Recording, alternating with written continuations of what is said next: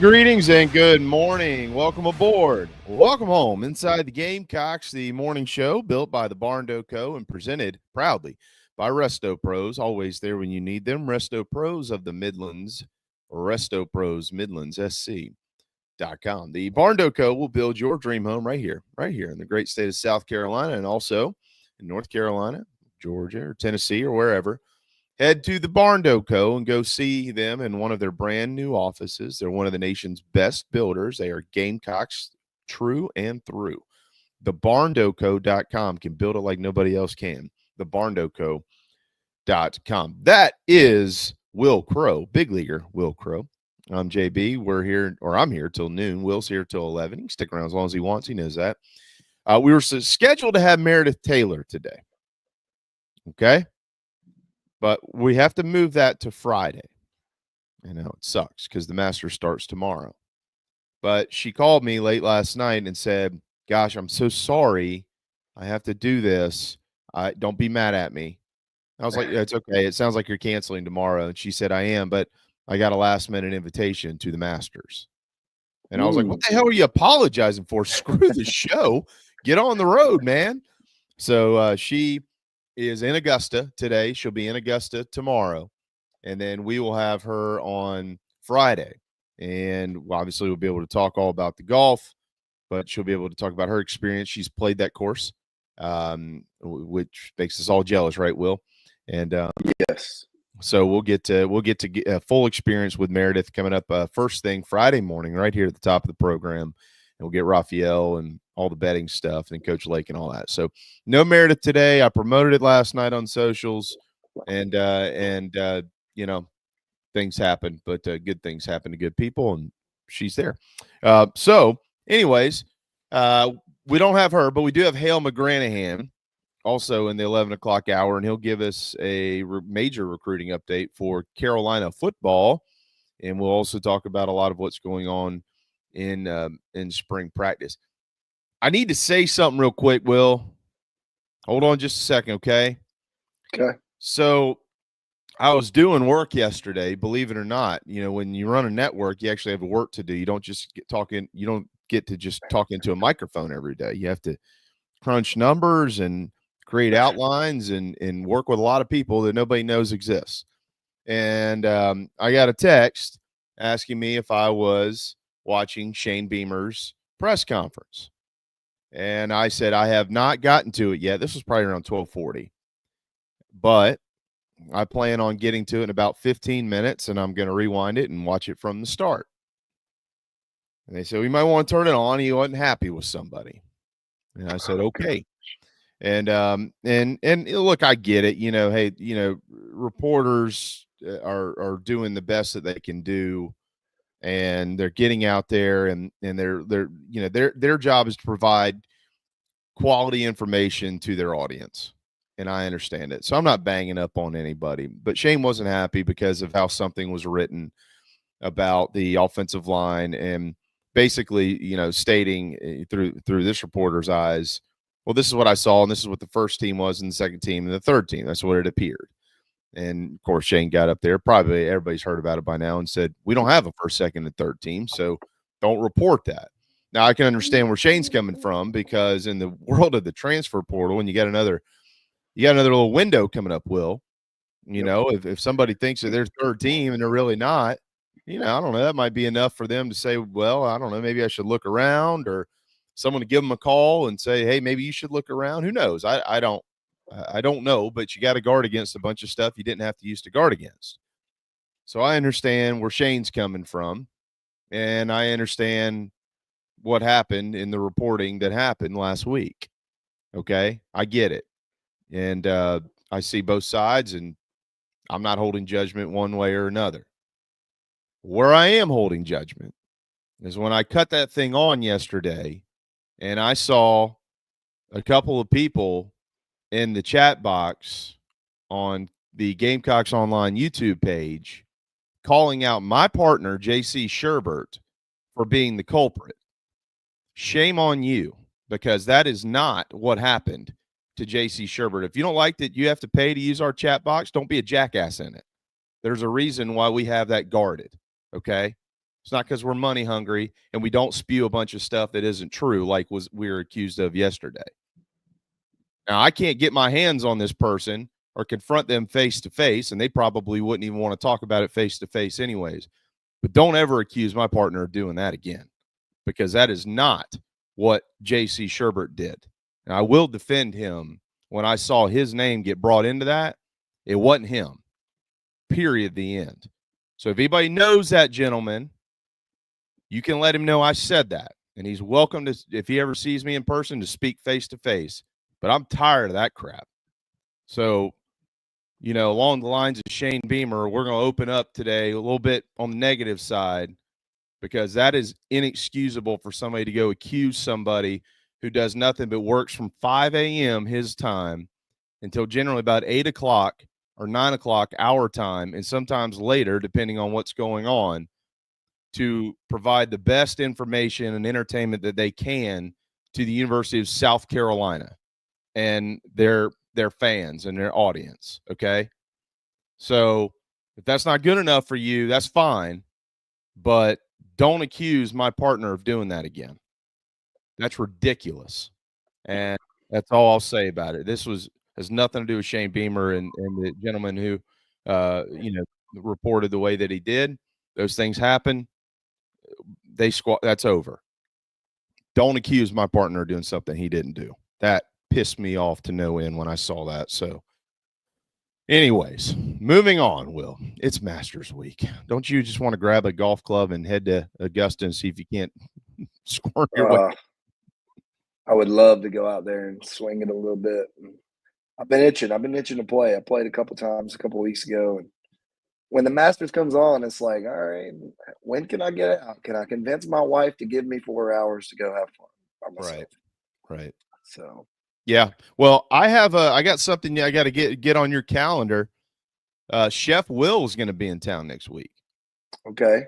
And so I think Monday night, I've got a very busy week. So I got to head to Columbia on Wednesday for meetings, and I'll do the shows and stuff up there, and baseball and spring game and all that. So I think Monday night's the only night we can get together. I think we're going to try to do dinner over in Mount Pleasant, and I'm inviting you right here publicly in front of the whole world. Okay. Does that sound good? So if you can pull that off, that'd be wonderful. Okay. Sounds good. I appreciate the invitation. I'll see what I can make happen. All right. Last night, the Gamecocks made happen a 13-3 10-run rule victory over USC Upstate in 7 innings. Tyler Pitcher was what you would call an opener in that one, Will. Jackson Susie, Zach Russell, Parker Marlott, and Aiden Palmer wrapped it up for the Gamecocks, who desperately needed to feel good about themselves after the way that the weekend finished in Starkville. If this was earlier in the season, you probably draw a little bit more from it. I don't draw a ton from the ball game last night, to be quite frank, other than Ethan Petrie's getting closer to Smokey, which that's just fantastic to see. He hit a ball out of the yard last night that was well struck. Yes. I do think, in a very fair manner, it's okay. What time is it? It's okay for us to have legitimate conversations about, what is wrong, and potentially how does it get fixed, and if it can be fixed.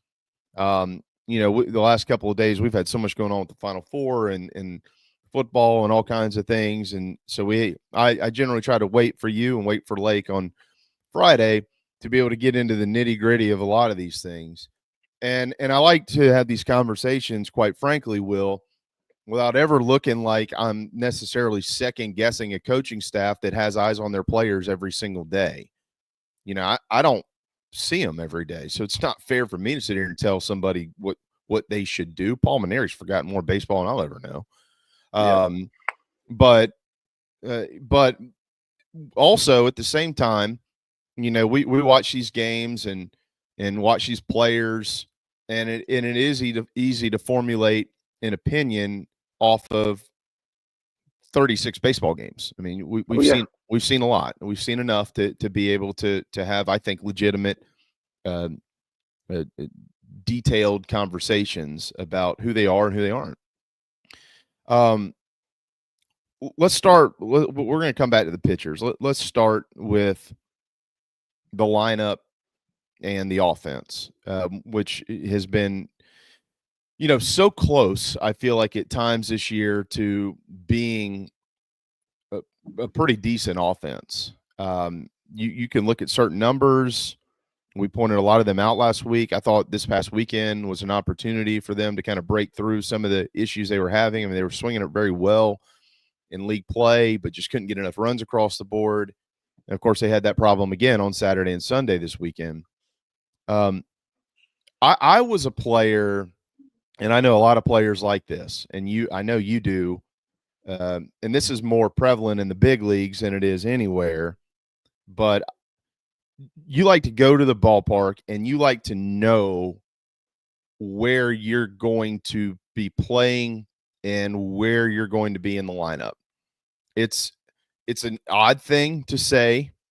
I know that, but it's also so true for baseball players, right, Will? And, there has been, in an effort to find the magic potion this season, a lot of movement with this lineup, more than I can remember. Mark Kingston did a lot of this, and this has, I think, been much more so than that, at least equivalent to. Do you think that has had an impact on the performance of any number of players that have been in the lineup? Well, I think, to your point, as baseball players, and it probably does seem weird and seem odd, but if you look up and down the league, and I'm talking about the major league, you look up and down the league, you can almost lock in 1 through 5, 95% of the time, right? 1 through 5, 1 through 6 on every team is locked in, and there's a valid reason to that. Some guys hit better in the 2-hole because they know what kind of pitches they're going to get because they're right in front of the damage guy. Some guys hit in the 7-hole because there's not a lot of damage behind them, but they can do some damage there. And I have friends, and I didn't hit in the big leagues, as a hitter, obviously, but knowing where you're going to be and knowing your role gives you the availability to be, calm, and for pressure not to feel like it needs to be more or needs to be less. Mm-hmm. If you come in and you're the 7-hole hitter for 30 games and you get moved to the 2-hole, you're probably going to have a little bit more pressure put on yourself internally just because you're not used to that and you're not comfortable with it. So yeah, I do think there's probably something to it that guys are, when they get thrown into different situations, the performance doesn't stay the same or it changes. There is a lot of movement. I'm a guy who I think your best hitter needs to hit the 2-hole, but I do think in our team, I think Petry needs to be in the 3-hole because of how much damage he can do at any given time. So I see him bouncing back from 2 to 3, and Carry On's in there, Casmar's in there. Nathan's been our leadoff for the year, which I he's obviously doing his thing. But bouncing guys around left and right is a way to find a formula. But like you said, 36 games in, I feel like we know our formula. We know what we are and who we're going to be. We're not really going to change much or sway away from that. And I do know with some injuries and things, it's probably changed the way they looked at it. 15 games in, they probably didn't think Talmadge was going to miss as much. They probably, like Kennedy, he's been banged up. I don't think you account for that as much. Now you prepared for it and you try and figure it out, but all the movement, it's tough. It really is. It's not easy for guys. It's not easy to get their feet set. And I think it's kind of showing its face sometimes when it happens on a regular basis and guys are, it can get to the performance side of things. Yeah. You mentioned Petry. So he's hit everywhere from 1 through 4, I think, this year. Didn't he lead off at one point in time? I think he led off one game. Yeah. He led off one game, right? You look at the lineup last night, and I think those front 4 are their best hitters when it comes to who hits 1 through 4.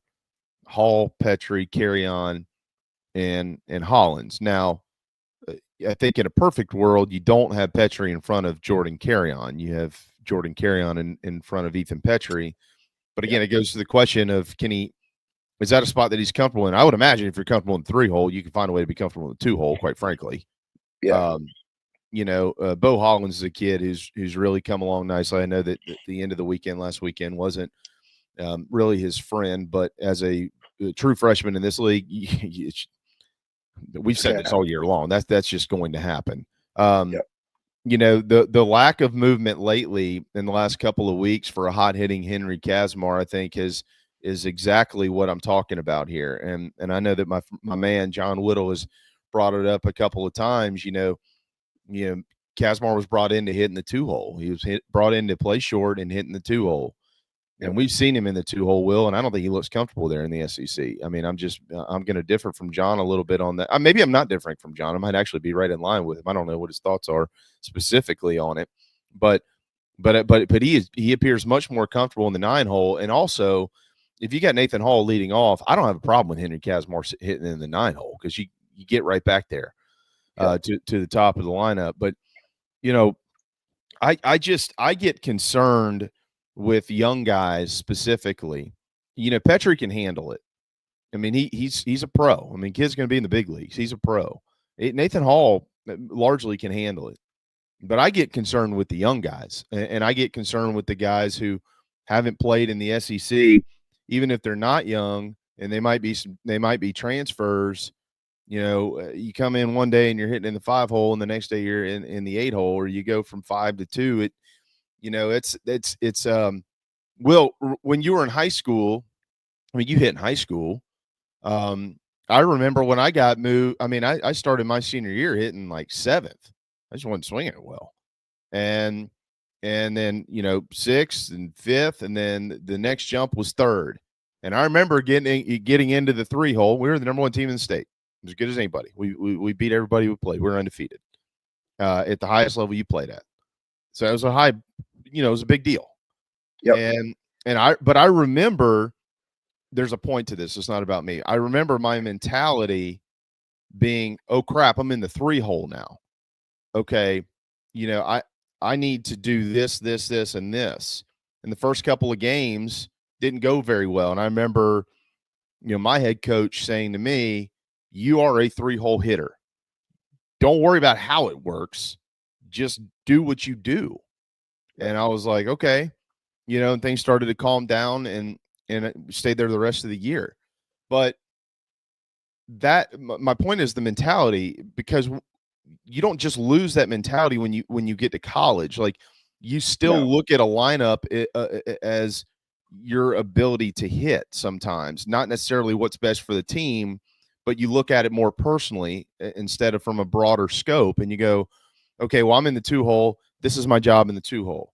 Or I'm in the 7-hole. This is my job in the no. Your job is to be who you are. That's why you're there. And it's hard to get that wrapped into your brain when you get to this level and understanding all of the components that go into building a quality lineup in college baseball, Will. So that's where my concern has been, specifically with the young guys, that more movement creates more inconsistency as opposed to letting a guy just work through the issues wherever he is. Yeah, I'll speak on the mental aspect of this with, moving up and down and things. You do put more into it. You put more weight into it when you move up in the lineup. You put more weight into it when you move down in the lineup. You're like, well, I'm obviously not hitting good enough. As to where, like you said, you gotta kind of step back and just say, this is what's best for the team, or you just be you. That's one thing that I figured out later in my career. And I'll go ahead and tell you, you don't figure those things out when you're a freshman or a sophomore.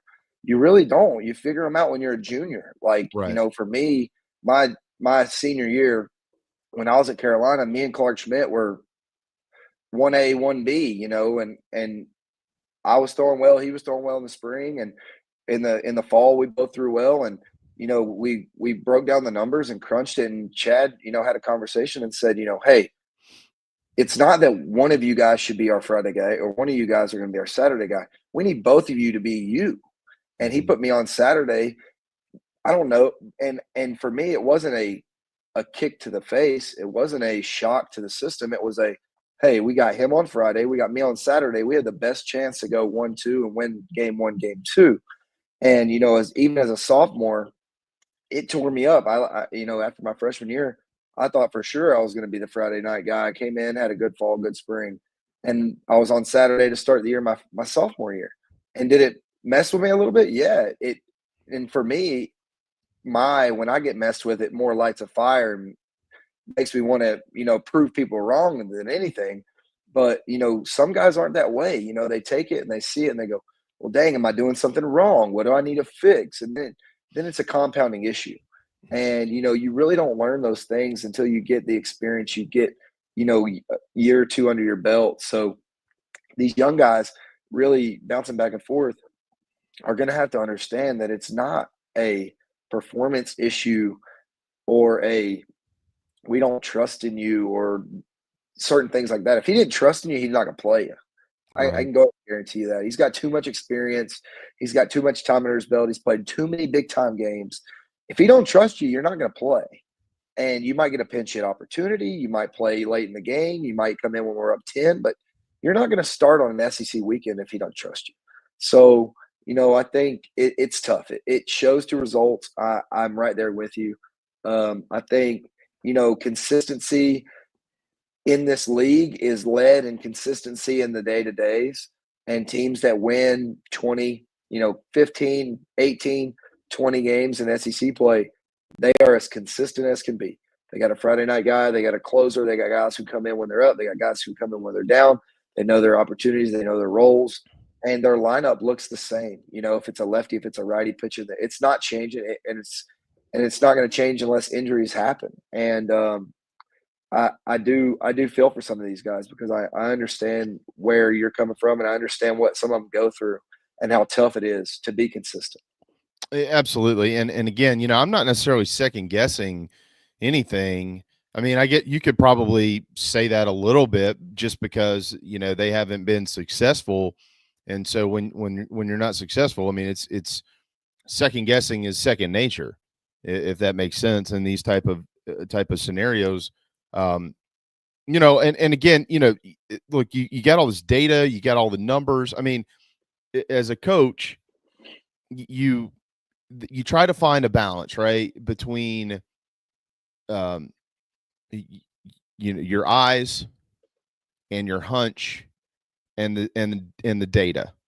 And some coaches lean more on the data, some coaches lean more on their eyeballs, some coaches I don't want to say they lean more on hunches, but they'll use a hunch more often than others will. Coach Tanner was brilliant at that. I mean, he would watch BP and make a lineup adjustment, or maybe make a mental note as to somebody that he felt like he could rely on in certain situations later in the game, just based on what happened in BP. I mean, some guys might look like crap for a week, and then they show up to the ballpark, and for whatever reason that day, maybe things are going well with their girlfriend, or they happen to have a good week of school, or they ate a good meal that morning and just, the sun's out. I don't know. I mean, it's different for everybody, but he recognized those things quickly. And it was like, okay, this is a guy who can help me win today. So where do the job then is, where do I insert player A or player B into what role on this particular day? And it, sometimes you didn't even have to use him, but you knew who you could go to. And that's why it always felt like those things worked out more times than not for Coach Tanner. Now, Paul Maneri has an incredible history of doing that. I mean, he's been magical about it. I mean, there's a reason why the guy's won over 1,500 games in his career. But, the large majority of things this year haven't worked. With all that said, though, Will, I sure hope this doesn't just come off as, well, this is all on the coaches, because it's not. Also, coaches are going to make bad moves. Every one of them does it. All of them. Joe Torre, Bobby Cox, you name it. It doesn't matter. You played in the big leagues. You look at your manager or your skipper, and you're like, what the hell is he doing here? That's all part of it. But players still have to perform when they're asked to perform. And, I don't think Gamecocks have done enough of that either. Again, we're staying on the offensive side. We're going to switch to the mound here in just a second on the other side of the break. But I think offensively, and I'm trying to give them some grace because things have been so shuffled and moved around, and you've had a bunch of injuries that have contributed to this, and there's a lot goes into it. But you also have to have some ownership and accountability for your performance as well. Yeah, I mean, I would, like you said at the beginning, I don't question, all these moves. I know he's trying to find a spark plug. I know he's trying to figure, we had a really good opportunity this weekend. We win Friday. You have a chance to go on the road, a tough place, and win a series, kind of get you back on track. And, if he's trying to do a spark plug move, I get it. But at the same time, we've got to play, man. What happened Sunday was really, really unfortunate. We had a really good opportunity in front of us, and we got a first pitch single, lead off the game, and then we don't get a hit until the ninth inning, I think, or eighth inning. Last pitch of the game. Yeah, there you go. The first pitch of the game and the last pitch of the game are the two hits that they had, Will. Yeah, that's right. So, it's at some point, you can talk about all the things in the world until the dogs come home, and you really got to figure out where we are, what we have, and how we're going to go about it. And I think that's what Paul's trying to do is he's really trying to he knows who he has as a team. He knows who he has as players and his personnel. And he's trying to probably make a move to where it'll spark some guys and put a fire under them and see what can come of it, because we really need it. We have 2 games in a row where we don't hit enough. And, I know we didn't pitch great on Saturday, but he's trying to make a move to make it make sense and to make the right call as to where he's trying to get this spark plug, and these guys got to perform. At the end of the day, we're not performing enough, and that's the issue. He can spark plug us all he wants, but at the end of the day, when the ball's rolled out there, we got to throw it over the plate as the pitcher, as the player, and then when the ball's thrown in against us, we got to hit it as the hitter. And we're not doing those things enough on the playing side. That's for sure. Yeah. Even the superstars, like Petrie, last night they had the base load, nobody out, and he didn't get a run in.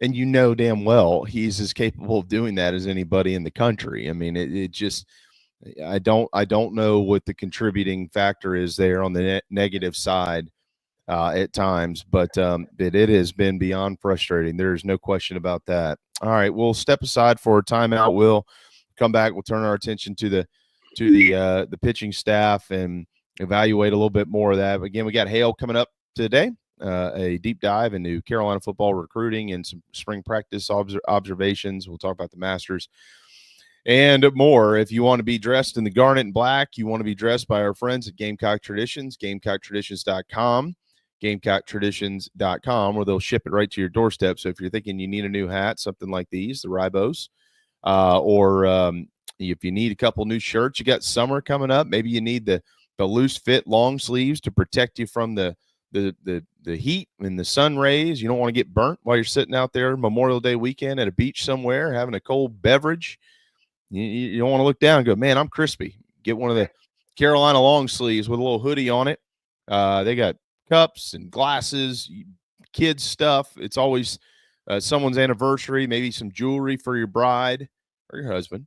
They got watches. You name it, man. If it exists, it is there. I'm telling you right now. If you need something in garnet and black or with a Carolina logo, there's no better place to shop than our friends at Gamecock Traditions, GamecockTraditions.com, or visit them in the Midlands. We'll step aside. More Carolina baseball with Wil Crowe when we return.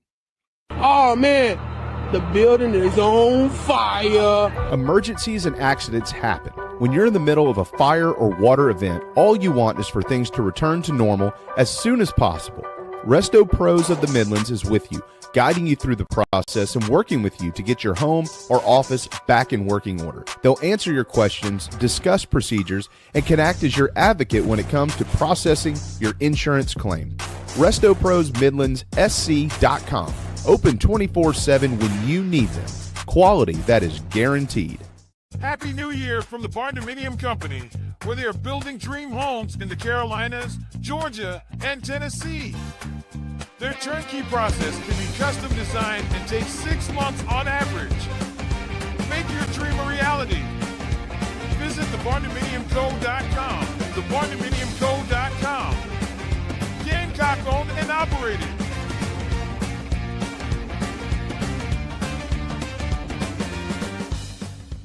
Welcome to Dry Space Crawl Space Solutions. Basement crawl space encapsulation designed for your specific needs. Your crawl space can be susceptible to all sorts of issues, including moisture buildup, mold growth, and structural damage if not cared for properly. Let our trained experts provide basement crawl space encapsulation solutions to protect your home, improve air quality, and enhance energy efficiency. Schedule your consultation today for a safer, healthier space at dryspacecs.com. Dry Space Crawl Space Solutions, proud supporters of your South Carolina Gamecocks. I said, oh, Lord Jesus, it's a fire. Ain't nobody got time for that. Disaster comes uninformed. During and after natural disasters or accidents, there can be a heavy loss to property. It can become extremely difficult to bounce back to what you knew before. Having your home or office destroyed or damaged by water, fire, smoke, or mold affects your personal and business lifestyle. Resto Pros of the Midlands is here to help. Open 24/7. Call them when you need them. 803-493-0170.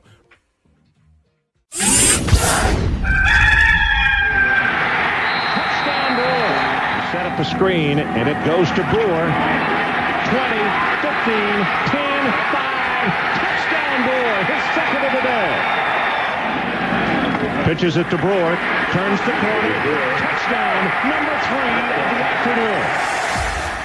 Hey folks, it's Mike Morgan for Ryan Brewer Fence. That's right, you know the former Gamecock legend as a terrific college football player. Well, I know him as that too. I also know him as the guy that runs a great business, one of the best businesses in South Carolina. How do I know that? Well, for one, I'm actually a client of Ryan's. I had my home in Columbia done years ago, and his crew did an outstanding job, just as he does for everybody else. Whether you're in the market for a fence, railings, columns, or anything in between, their craftsmanship, their experience, and service second to none. Ryan Brewer Fence has over 15 years of experience with consultation and installation of residential and commercial fencing and railings. Rest assured your job will be done with an unparalleled level of expertise, and it's done on time, and they do it right the first time. Again, you're not going to do any better than Ryan Brewer. Ryan Brewer Fence. The website is ryanbrewer.net. Set up an appointment today. Tell him Mike sent you.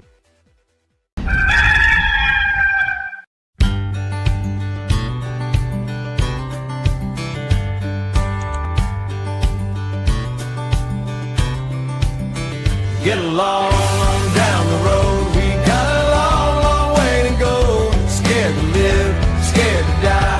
We ain't perfect, but we try. Get along while we can. Always give love the upper hand. Paint a wall, learn to dance. Call your mom, buy a boat, drink a beer, sing a song, make a friend. Can't we all get along?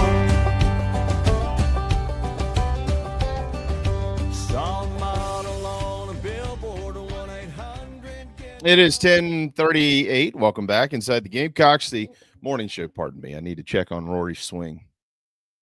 Yeah, he's going to win it. This is it. This is Rory's turn. He's going to win. He looks good. Everything looks fine. Yeah, he's good. That's my pick now, Will. I'm going with Rory to win the Masters and complete the Grand Slam.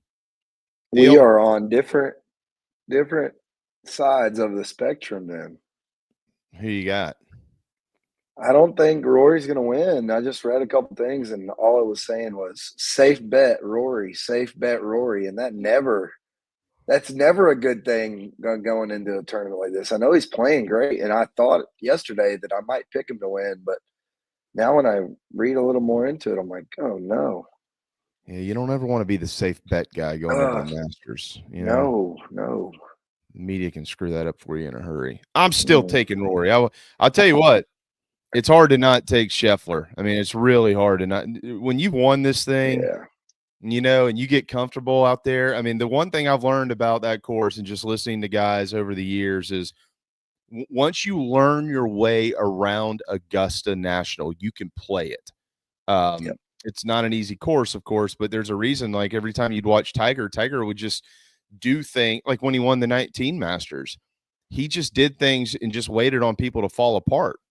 He's seen it too many times, and anyways, I can't wait. I just cannot wait to wake up tomorrow morning. I might take tomorrow off. The hell with it. All right. Let's turn our attention to the pitching staff and let's go back to Jarvis Evans last weekend, who really has been the most consistent guy for the Gamecocks. He wasn't in the Saturday start. He didn't get out of the third inning. But Will, I think that his problem in that ball game, that 11-4 loss to Mississippi State, was the same issue that the large majority of these guys have had this year when they have struggled. He just didn't throw enough strikes. I mean, he just didn't get ahead of hitters. 61 pitches, only 33 of them were strikes or called strikes, and that's not his game. He's not. I don't want to say he's not good enough. That's not fair. But I mean, he didn't throw 97. I mean, you got to get ahead of guys in order to get them out when you're going to pitch like he did the week before, go under bat speed, keep guys off balance and things of that nature. And it just wasn't working for him last weekend. But I look at that more as a one-off than anything because he hasn't shown that consistently throughout the season. Yeah, I think you hit it right on the head. When you don't have, and this is nothing against him. I love watching him pitch. He might be my favorite person to watch and turn on and really watch him go out there and do his thing. But he doesn't have the 90, 94, 96. You can't get away with as much when you're throwing 87 to 89, touching 91. And do you have to be more fine? Yeah, but you have to be ahead. You have to go right after guys, and you have to put that mentality against the other team when you're throwing that way. When a team knows you're coming after them and you're going to throw strike one in the zone, and you're doing, all right, here we go, guy one, strike one, guy two, strike two. When you're doing that, it puts a mentality in the head of the other teams, no matter if you're throwing 100 or you're throwing 90. And he doesn't throw enough strikes, he's going to have some trouble because he doesn't have the wipeout stuff. And I think right there with you, it's not his game. It's not who we see him as. We see him as a strike thrower, a bulldog, a guy who's going to give you quality innings. And he definitely didn't have it. Wasn't his best outing, but I don't see that carrying into this weekend. I know it's a tough place to play. And I know you're going for the Saturday win, so a lot of things, build up to it. But he's been there. He's an older guy. He knows how to, calm himself down. And I expect, we see the Jarvis that we all know come this Saturday. And, I know last weekend didn't go well. It didn't go the way we wanted, especially after how nice Friday was. But we put in a good game Friday this week, and Jarvis, I would be very surprised if we don't get 5, 6, 7 good innings out of Jarvis at A&M, and we might be looking at the same thing. We win Friday, can pull off Saturday, and might be looking a sweep right in the face. But A&M's a good team. They obviously were preseason #1 for a reason. Yep. Put a butt whooping on Tennessee 2 days ago, or on the doubleheader. I'm sorry, the 2 games on Sunday, so it's going to be tough, but I do think it's an opportunity for us to go in and McCoy's getting comfortable, and then Jarvis, obviously we get to get him back to where he is, and we have a good opportunity. Yeah, well, anything can happen in the SEC, as we all well. I mean, nobody saw A&M going up there and doing that. So, but no. as you pointed out, and we pointed out pretty consistently around here, at some point in time, the dam was going to bust on that. Now, does that dam stay open? I don't know. We'll find out. But the dam was going to break, bust, however you want to word it, at some point in time for the Aggies and their offense, and it certainly did in Knoxville. Even in the loss on Sunday, Brandon Stone got the start. They literally did it exactly like I thought they would. Stone would start. He looked pretty good. really good through the first 3 innings. I know they hit a couple of balls hard off of him, but he still looked good. He was getting everybody out, and then the 4th inning happened, and he didn't get out of it.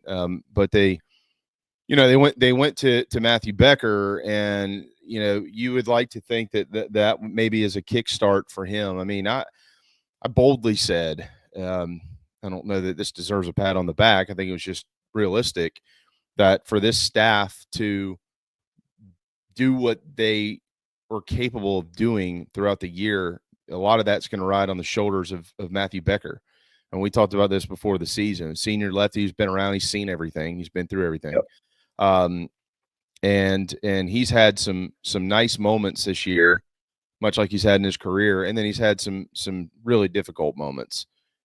Some of them were, self-caused, if you will, and some of them weren't. I mean, I go back to earlier in the year. I mean, he was throwing strike after strike in the upstate, and they weren't calling it. You know what I mean? So yep. It's been a mixed bag of things throughout the season for Matthew Becker, but he comes in the other day in an effort to calm things down and allow his offense, which never did anything, to try to climb back in this sucker. And he was brilliant. I mean, he threw like 65% of his pitches for strikes. He 4 2/3. He struck out 7. I know he gave up 1 run early in his performance, and after that, he was lights out. And I don't know if that's something that moves him into the rotation or does. I don't know. I'm not even going to speculate on all that anymore. It's not worth it. But you know what he's capable of doing is my point. Yeah. And you can't just run a bunch of arms out there every weekend for an inning or two. You will run out of arms. You don't have enough arms. You can't do that. You've got to have 3 or 4 guys who can carry the load every weekend in this league, or you can't win. So I was very encouraged, certainly by his performance, and we'll see if that translates. Yeah, I'll speak on Becker a little bit. I think early in the year with the upstate, the not getting some calls, and I think that leads to a mentality thing. Like, am I out of the zone? Am I not where I want to be? Where am I at? And then you go through a little rut. Mentally, he probably went through a little rut. He stopped throwing strikes. He got himself into a lot of trouble, and then you're fighting an uphill battle. You dug yourself a big hole. And I was gonna talk about him today, bring him up. I think a performance like that. We're down 5-0. He comes in the game. What's his job? What's his opportunity? Everything in front of him is what he takes and what he makes of it. And the way he threw the ball, the way he, basically, in my mind, what it looked like is he basically said, this is who I am, this is what I'm going to do, and this is who I'm going to be. And it's the Becker we all know, the guy that we've seen in previous. And it really fired me up. It really fired me up. And I've actually been thinking about it, and I'm not going to speculate either. But, I love, Stoney, Brandon, love him to death. But I think, he gets into that point where, 3-4 innings, it's almost like we get to that wall point. So I would love to see 3 lefties this weekend. I really would. I would love to see, Becker, he threw 4 2/3. You're looking for 5+ innings from a starter. And then, if we're able to, we can piggyback with him and, Stoney on Sunday. That'd be a great, way to look at it if we kind of run the same course as we did. But, Becker really fired me up. I was super happy for him. It really can mentally, when you do something like that, you go out there and you do exactly what you can. And it all comes to it. That's something that will spark him in my mind for the rest of the year. And, he doesn't have to try to do more, and I think that's the big thing is if he does what he does, which is what he did, he's going to be fine. And he doesn't have to worry about getting out of that hole anymore, like doing too much or over trying, so to speak, or over, trying to be fine, just be him. And, I was fired up for him. Like I said, I'm excited to see how he takes that and runs with it, because I know the mentality. I've heard him talk many a times. And I know how much he loves, the Gamecocks. And we say that a ton, but he's through and through right here, and he wants to do, he wants to be as good as anybody wants to be on that team. He wants to be there for this university. He loves the Gamecocks, and I'm just fired up for him because I'm getting cold chills talking about it because when you see a guy like that, like I feel like I'm a part of the team. I talk about these guys every week, and I'm sitting on the edge of my chair, pulling for him. I know I'm an alumni and stuff, but I wish I knew him more personally and could talk to him. But man, it fired me up, and I'm excited to see what this weekend brings for him. And it can spark us, even though we didn't hit the ball Sunday. A performance like that, a performance for your pitching staff, it can spark you knowing that guy's back and knowing that could be something that we can go with. So I'm just excited to see what goes on. I mean, the next time we pick up the bats, we put up 13, and we beat a upstate team that went into the Doak and I think run rolled NC State 2 or 3 weeks ago. So it's not that we just beat a bad team. They're not a bad ball club, and we put it on them. So hopefully we got a little spark under us, and we can go into A&M and make some noise. Yeah, I mean, the one thing I will say about these midweek games is this is not that it's not important to the Gamecocks. Obviously, it is, and they've won all of them this year, except for the North Carolina game that slipped away at the very end. The in-state teams, when you play them in the midweeks, like they're out for blood. I mean, this is their chance to knock you off. I mean, they want to kill you.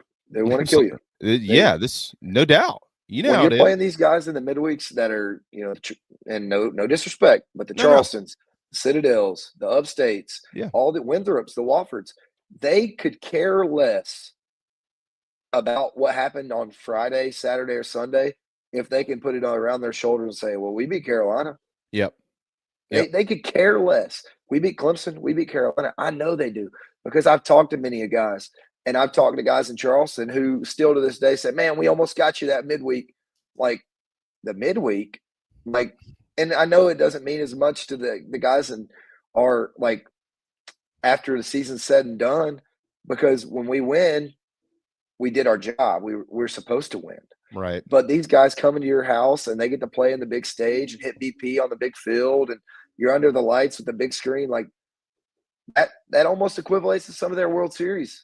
And they don't want anything more but to bring out blood. So yes, I'm right there with you.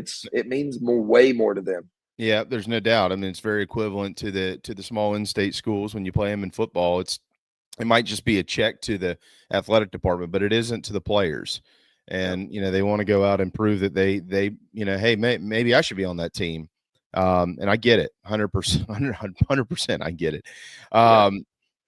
But this team is when you're in the SEC, as you just pointed out, you're expected to win those, and then you are judged based on what you do in the league, and what they've done in the league thus far has been putrid.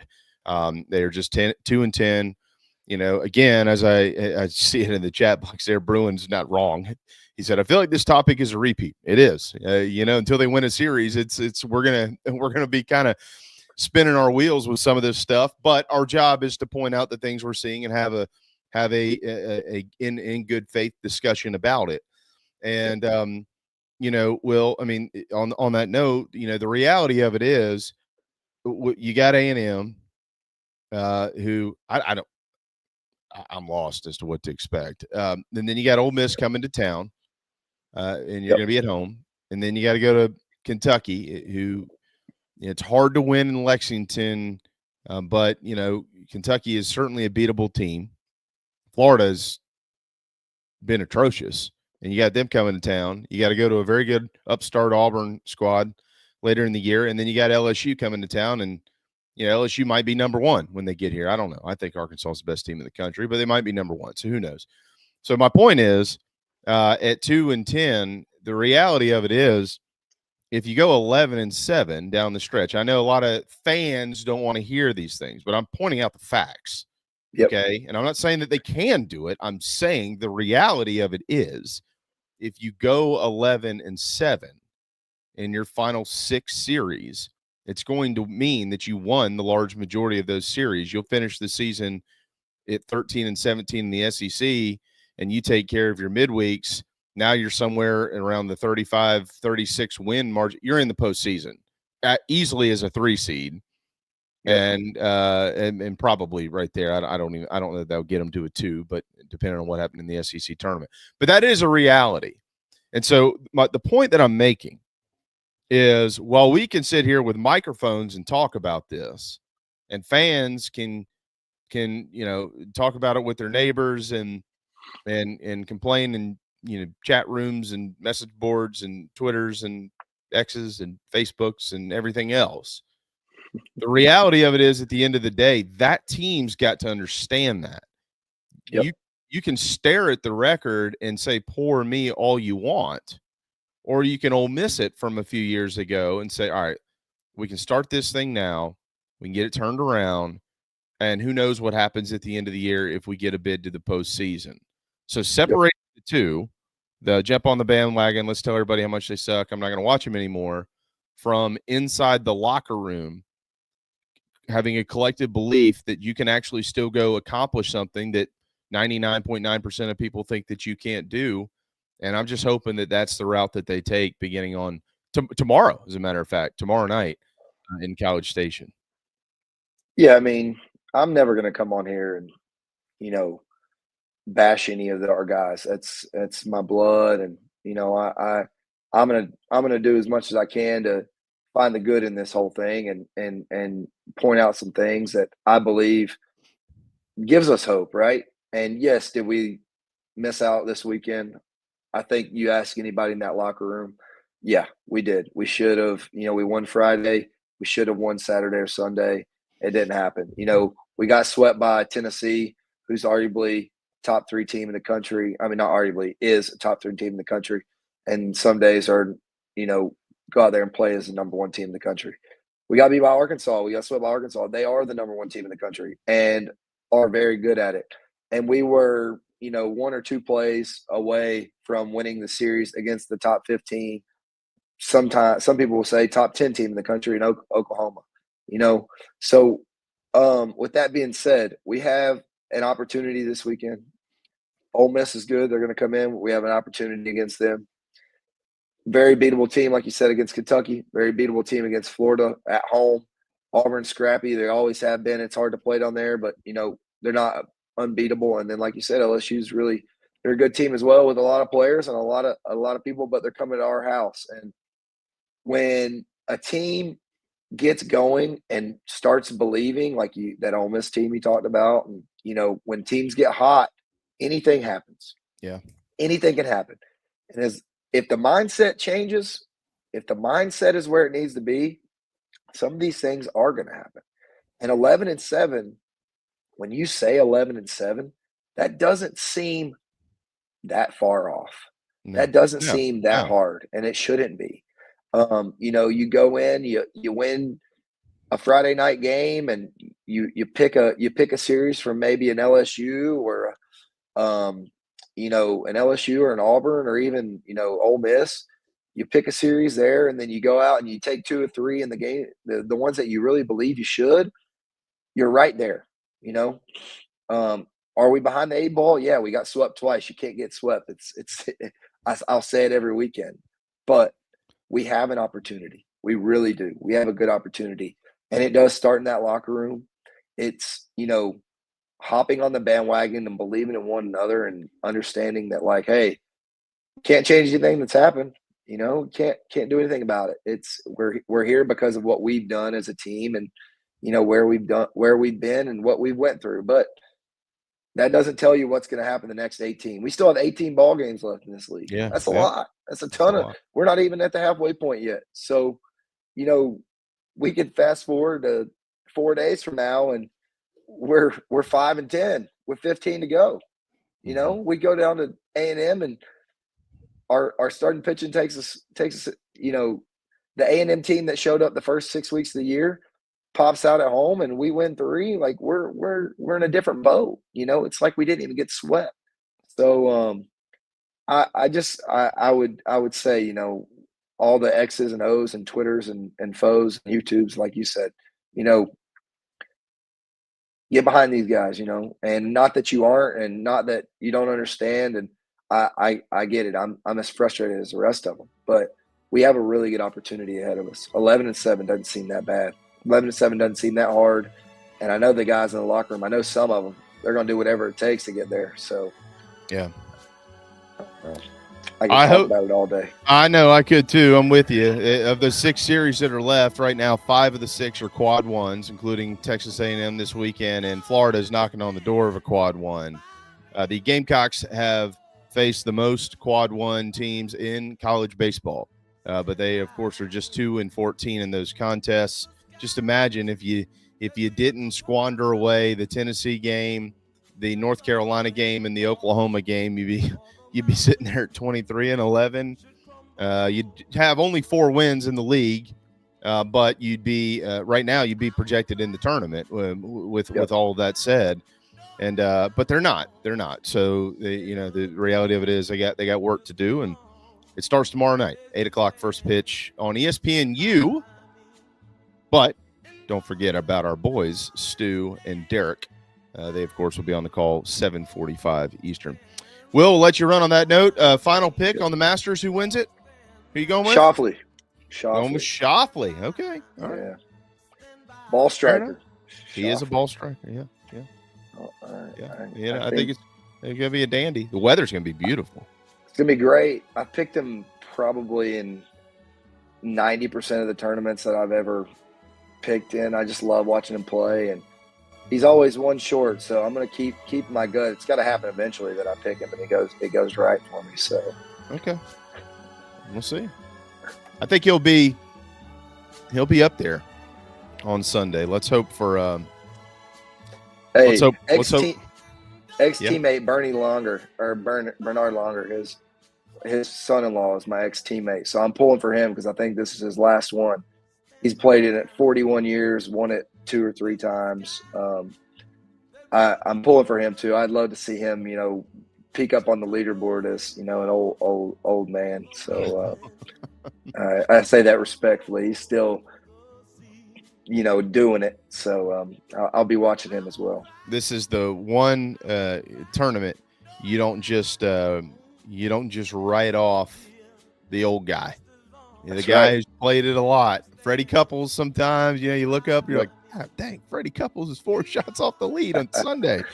That was my dad's guy, so I'm still a Freddie Couples guy too. All right, we'll get you out of here, man. Always appreciate the insight, no doubt. I'm headed to watch the Cougs on Sunday, taking my little baseball team over there. So if you're around, come on over. Go see Coach. I might sneak out there. Yeah, I might sneak out there. Go give Chad a big old hug. And but we'll certainly see you in the next few days. Thanks, Will. Sounds good. Thank you. All right, there you go. The Golden Tones are here on Monday and Tuesday. The Golden Arm on Wednesday. Wil Crowe. Our coverage of Carolina baseball brought to you always by Palm Casual, the Bradford-sponsored back porch. Palm Casual back porch, if you will. PalmCasual.com. 4 locations for the best furniture that money can buy. Spruce up your outdoors this spring. The pollen's gone. PalmCasual.com. We'll be right back.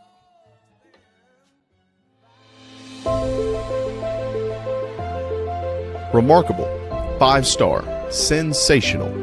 These are just some of the terms used to describe nationally renowned chef William Turner out of Scottsdale, Arizona.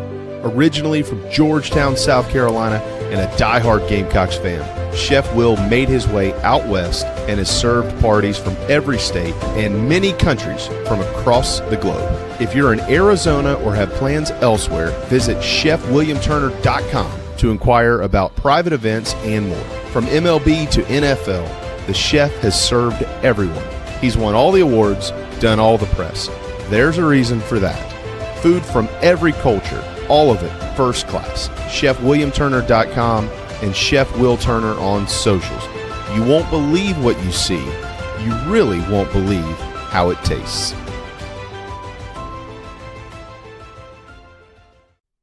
Charleston Fitness Equipment is keeping South Carolina in shape. clients have come from all over the Palmetto State to find that one piece of equipment that they enjoy that keeps them looking and feeling good. Whether it's a home rower, treadmill, elliptical, free weights, a home gym, or something else, Charleston Fitness Equipment keeps the mirror smiling back at you. Get in shape like the Gamecocks do. Visit charlestonfitnessequipment.com. Gamecock owned and operated and proud partners of Inside the Gamecocks, the show. We got started in 1979. Because we're a manufacturer, we're able to control our costs. That's why we like to manufacture as much of the product as we can, because in our factory stores we can offer a competitive edge over other people around the country. When people come into one of our Palm Casuals, it's like they're buying their car at Detroit. They're going right to the factory and buying their car. 30-day money-back guarantee. That's a big deal with us. I mean, we give 30 days to do anything. I mean, return it, change it, get a different color, get your money back. When you pull into a store and it says Palm Casual, you know you're at a factory store. It's gone! That ball is going to be out of here! Fair ball in the corner! The atmosphere in Founders Park is electric. There's nothing like being loud and proud for our Gamecocks. Gamecock Traditions proudly supports Carolina baseball and wants you to look your best while you're at the ballpark. Come see us and choose from the best selection of game hats, hoodies, shirts, and all that entails the baseball logo. From tailgate gear to jewelry and plenty for your kids, Gamecock Traditions is your Gamecock baseball locker room. Don't forget, we have the widest selection for all sports and USC apparel. Come see us in Lexington or in the Village at Sand Hill, or order online and have it shipped to your doorstep at GamecockTraditions.com. Go Gamecocks! When you bundle home and auto, good things can happen. You get a local agent who can help you choose the right coverage for you at a price that's right for you. Call State Farm agent Tony Pope today.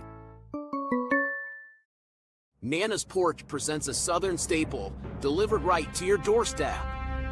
Nana's Porch locally crafted pimento cheese has been a hit for years at weddings, tailgates, and other events. Now you can order online and have it sent to your home. Visit nanasporch.com. That's nanasporch.com and click the pimento cheese tab to choose between their original pimento cheese and their jalapeno smoked pimento cheese set. nanasporch.com, man, that's good.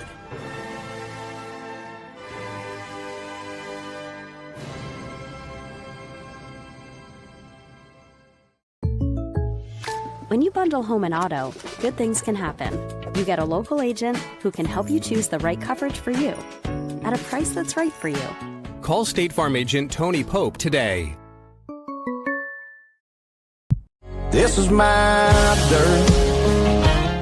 Welcome back to Inside the Gamecocks, the morning show. Presented by the Barndominium Company and Resto Pros of the Midlands. Hour 2 starts now. Yeah, I'd hate to be the first to sell. This is my dirt, these are my fields, where I harvest what I plant. That little pond, I catch bluegill. I built that barn with my 2 hands, where I raise my babies, a piece of me. Now this ain't just a piece of land. The money be great, but I can't part ways with a life that works. You can't put a greenback dollar on what it's worth.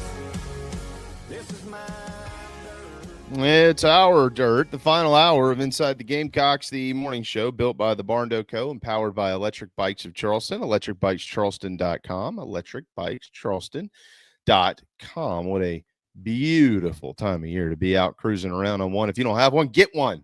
They're awesome. Get one. electricbikescharleston.com. You gotta get something to screw around on, right? You know, out at the beach or wherever. B, you gotta get that summer bod going, man. I mean, you don't just ride around on them and not move your feet. I mean, obviously you're gonna pedal, you know, but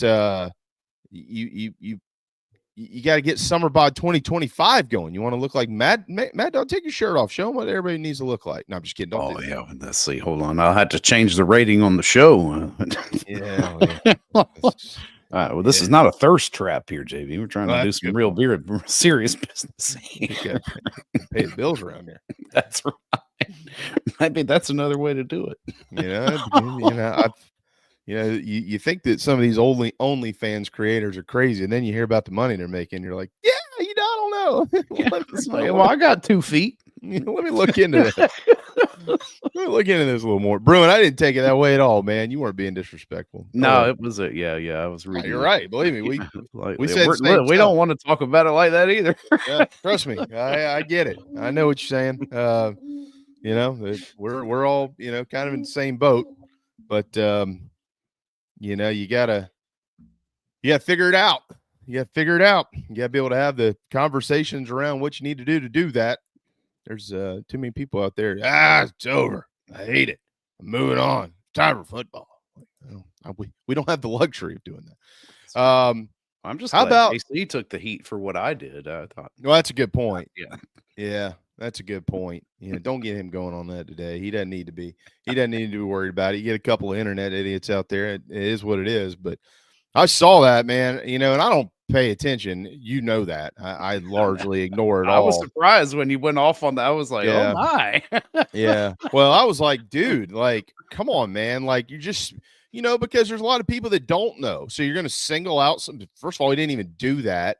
He put a projection up about the entire offense, which is what everybody does in the spring. Shane Beamer was referencing something different. And so you're gonna go call somebody out like that who does nothing but good. I'm confused as to who you think you are and what you think you're achieving by doing that. So I wasn't happy about it. But I'm not gonna sit there and do that on a chat box either. I got a microphone, so it is what it is. But it's over. We'll move on from that. But I'll tell you what isn't over is the run for Carolina women's basketball. Tanaya Latson commits yesterday, the nation's leading scorer from Florida State. Boy, Dawn wasn't lying when she said on Sunday night, "Yeah, we're going to hit the portal for some players." Less than 36 hours later, they got the best player in the damn portal. Coming to South Carolina, the 5'8" guard out of Miami, over 25 points per game, 5 boards, 5 assists, shot 45% from the floor. And Raven Johnson is returning, so they're not going anywhere. Nah. That's just incredible. I mean, it's just incredible, and they're not done. I know that. I know they're still looking for a couple other players, but I had somebody tell me. Well, I guess it was Monday. I think so. I think it was Monday. Who would know? And they said Dawn took Sunday very personally. From a competitive standpoint. She's such a competitor. She's such a competitor, Phil. Such a competitor. And it took them – South Carolina is the only team in college basketball that could upend UConn and take them from the top of the mountain and slide them down just a tad. I mean, they weren't going to disappear. They weren't going to go away. But they also hadn't won a title in 9 years. And the Gamecocks have won 3. And so Dawn was like, I'm not letting this happen. They're not returning to the mountaintop. And obviously they're going to have to go play it out next year. We'll see what happens. We're a long ways from that. But when it came to how quickly can we go improve on the things we need to improve on, it didn't take long at all. 48 hours. Yeah, if that. And like we just said, they're not done. So that's just really impressive. And if you are a portal player, I mean, I can't imagine that South Carolina is. Well, I know they're not. Just scattering offers all over the transfer portal. They're going to pick exactly who they want, and that's who they're going to offer. And it would be totally shocking if they don't get them, quite frankly. Yeah. Why would you not want to play in that program? I mean, unless you're just bat blank scared of competition, you don't want to compete. But if you want to win, it's kind of a no-brainer. I know it's I've been laughing all weekend. It's like all these, you see the headlines is like, people are frustrated with Dawn Staley. Dawn Staley, maybe her time at South Carolina needs to come to an end. It's like, really? What?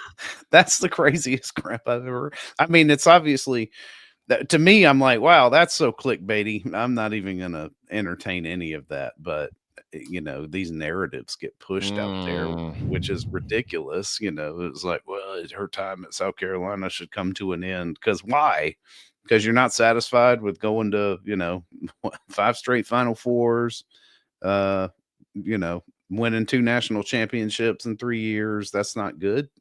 I thought that was great. I mean, if you put that on the men's team, I'm pretty sure that you'd be considering yourself a basketball school in some circles. So let's circles. Let's chill. Let's chill. Yeah. It's enough. It's enough of that. And you're not gonna. Here's the thing. UConn during Gino Auriemma's time, obviously. I mean, Gino, you can't not give him the credit, right? Oh, I mean, he is truly. The best, and had a run there at a time when the talent in the women's game was not nearly as deep as it is, and was able to exploit that, and was the center of all things. And there were certain teams that were good and could compete at that time under head coaches, and you're not going to be able to recreate that.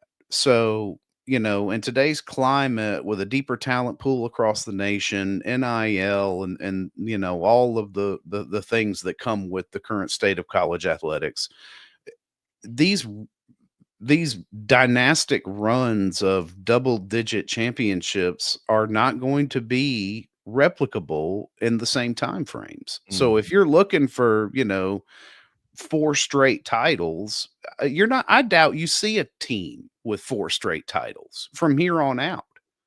Yeah. No. Because it's so hard. It would be so hard to do that it is virtually impossible. The probability of that happening with the parity that is coming and the increase in popularity in the game, thus bringing the talent to the game, is going to not allow that to happen. Yeah. I think you're right about that. I don't see that happening again. I mean, if it does, it's way down the road. But I just, not with the portal and all that too, I don't see it happening ever, because now you can't amass all the talent in like 3 schools. Right. Which is what that was like in those days. It was, Gino would get them, Pat Summitt would get them, I mean, and then and Stanford got them all out west. Yeah, and Tara Vanderveer. Yeah, I mean, that's it. I mean, those days are gone. Yeah, I would agree with that. I think the Nana's porch chat box, Matt said, he said he thought maybe Malaysia and Tessa would probably, or they probably thought they would move into the starting rotation, and it might delay it. That's true, but see, that's not a problem at South Carolina for a couple of reasons. One, because she molds it to make sure it's about winning a national championship here. You want to be like, now when you come through South Carolina, if you're a class that doesn't win a title, it's a failure. It's a failure, right? That's number one. But number two, everything that they do, like the end game they're recruiting the elite of the elite in women's basketball. Every player that they sign is convinced that they've got a chance to go play at the next level in the WNBA, right? Yeah. Which, by the way, there's probably a gazillion cases right now of players making actually more money in college basketball than they are in the WNBA. Yeah, at a pay cut. Yeah. But like, if that's your goal, and why would it not be to go to regardless whether people like or don't like the WNBA? That's not my conversation to have. What I'm saying is, for the players, their goal is how do I get to the pinnacle of the sport? And when you're recruiting the best of the best, they all want to go. But at South Carolina, you don't have to be a starter for 2, 3, 4 years to go. It is proven. All of these players came in and had to earn their time on the floor, and then they all go anyways. You know, so like there's nothing you can't go if you're one of the best players in the country, and I know we got to get to Hale, but if you're one of the best players in the country, Phil, and you say, if you are the best player in the country, for instance, or one of the top 5 or 10 or 20 or whatever it is, and you're down to, I'm down to Carolina and NC State, UConn, LSU, Notre Dame. Those okay. Well, how are they going to recruit against South Carolina? What are they going to do? Like, what's the pitch? Well, you come here, you can play early.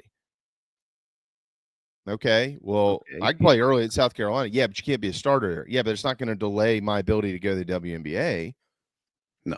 Like, what am I too good to be in Asia Wilson's shoes? Did I miss something? You know, am I too good to be in Aaliyah Boston's shoes, or name who's ever shoes? Doesn't matter. Name them all. Tiffany Mitchell, am I too good? No. Okay, well then, so you can't recruit again. There's nothing to recruit against them with. The only thing that you could possibly say is, well, they don't have a roster spot. Oh, well, then I guess that it won't work. You know, they're full. That's right. So, I'm not saying that every player should choose South Carolina. They shouldn't. They should go where they want to go. But, like, you can't recruit against them with playing time because it doesn't delay your ability to go to the next level under Dawn Staley. It all works out every time. So, anyways. Yeah, it's crazy. I've said my piece on that. Real quick, though, on a couple of roster things, baseball and basketball related, Sakima Walker is in the portal. She does have a do not contact on her on the women's side. On the baseball side, it is just awful to have to even mention the fact that Talmadge Leroy is out for the season for the Gamecocks, and barring some minor miracle. But my understanding is he will apply for a medical red shirt and hopefully return to South Carolina next year, and I hope he does. Because I really like that kid, and I want to see him healthy, finish his career on a high note in a Gamecock uniform. And Dylan Eskew, maybe we'll see him soon, maybe as soon as this weekend. Today's an important day in that recovery process, and I think it's been proven that this staff is just going to be better with Dylan Eskew in it. And so hopefully he can get back as soon as he possibly can. All right, we got to go to break. Tony Pope presents hour 2 of our programming here on the morning show. Tony Pope State Farm, TonyPope.com. He can insure you in Georgia and in South Carolina. It's a wacky world. There's a lot of stuff going on. Interest rates are flying all over the place, et cetera, et cetera. Then maybe it's just time to take a look at your insurance to see if you can't save a couple of bucks. You know, if you just bought a home, or you're buying a home, or you've got a rate that's accelerating, or something that's going on where it's going to start to pinch you. Maybe you need to look on the insurance side of things and start to shop it a little bit. Try to close that gap if you can. Why don't you start with our friend Tony? TonyPope.com. TonyPope.com. He is a great supporter of the University of South Carolina and its athletics department. When we return, we will have Hale McGranahan. We'll get a deep dive on Carolina football recruiting, and we'll also ask him what he's seen out at practice. He was out there this morning once again, so we'll talk about some of the finer details of that. And then we'll get you on to the show with JC and Mad Dog here on a beautiful and wonderful Wednesday afternoon. The Aventon Adventure 2 takes the same basic design as the original Aventon Adventure, making it an adventure bike designed to take you places that typical roads just don't reach, allowing you to ride whatever terrain you want based on your whims of the day. Look at what you're getting: hydraulic disc brakes, torque sensor for responsive pedal assist, great LED lighting, suspension, a beautifully welded frame with excellent build quality, included rear rack, included fenders. The list just keeps going on. Visit electricbikescharleston.com for more. When you bundle home and auto, good things can happen. You get a local agent who can help you choose the right coverage for you at a price that's right for you. Call State Farm agent Tony Pope today. Hey Gamecock Nation, my name is Kyle, longtime listener of the show and avid golfer. I wanted to take my game to the next level, but let's face it, golf is a hard game to learn on your own. I heard the ad from McKellar Enterprises and reached out to the owner and former Gamecock golfer Meredith Taylor. In just 2 months of working with Meredith, I shot my lowest round ever, and I've never felt more confident in my golf game. So if you're looking to take your game to the next level, go to McKellarEnterprises.org and book your lessons today with former Gamecock golfer Meredith Taylor. Go Gamecocks! The season rolls on at Love Chevrolet, where the inventory is overflowing and the deals are in full bloom. Rev up your spring with Love's exclusive specials on Suburbans, Tahoes, Silverados, the entire lineup of award-winning Chevys on the lot now and ready to go. Spring-tacular savings at Love Chevrolet. We're talking the best selection of new Chevys, the lowest price, guaranteed. In fact, they'll beat any competitor's price or give you $1,000. The other dealers upsell, overcharge, and will say most anything to get the sale. At Love Chevrolet, satisfied customers do all the talking, and they say things like helpful, honest, and fun. Your trusted hometown Chevy dealer since 1961, Love Chevrolet. I-26 at Harbison and at lovechevy.com. Together, let's drive. That's the power of love. Love Chevy. When you bundle home and auto, good things can happen. You get a local agent who can help you choose the right coverage for you at a price that's right for you. Call State Farm agent Tony Pope today.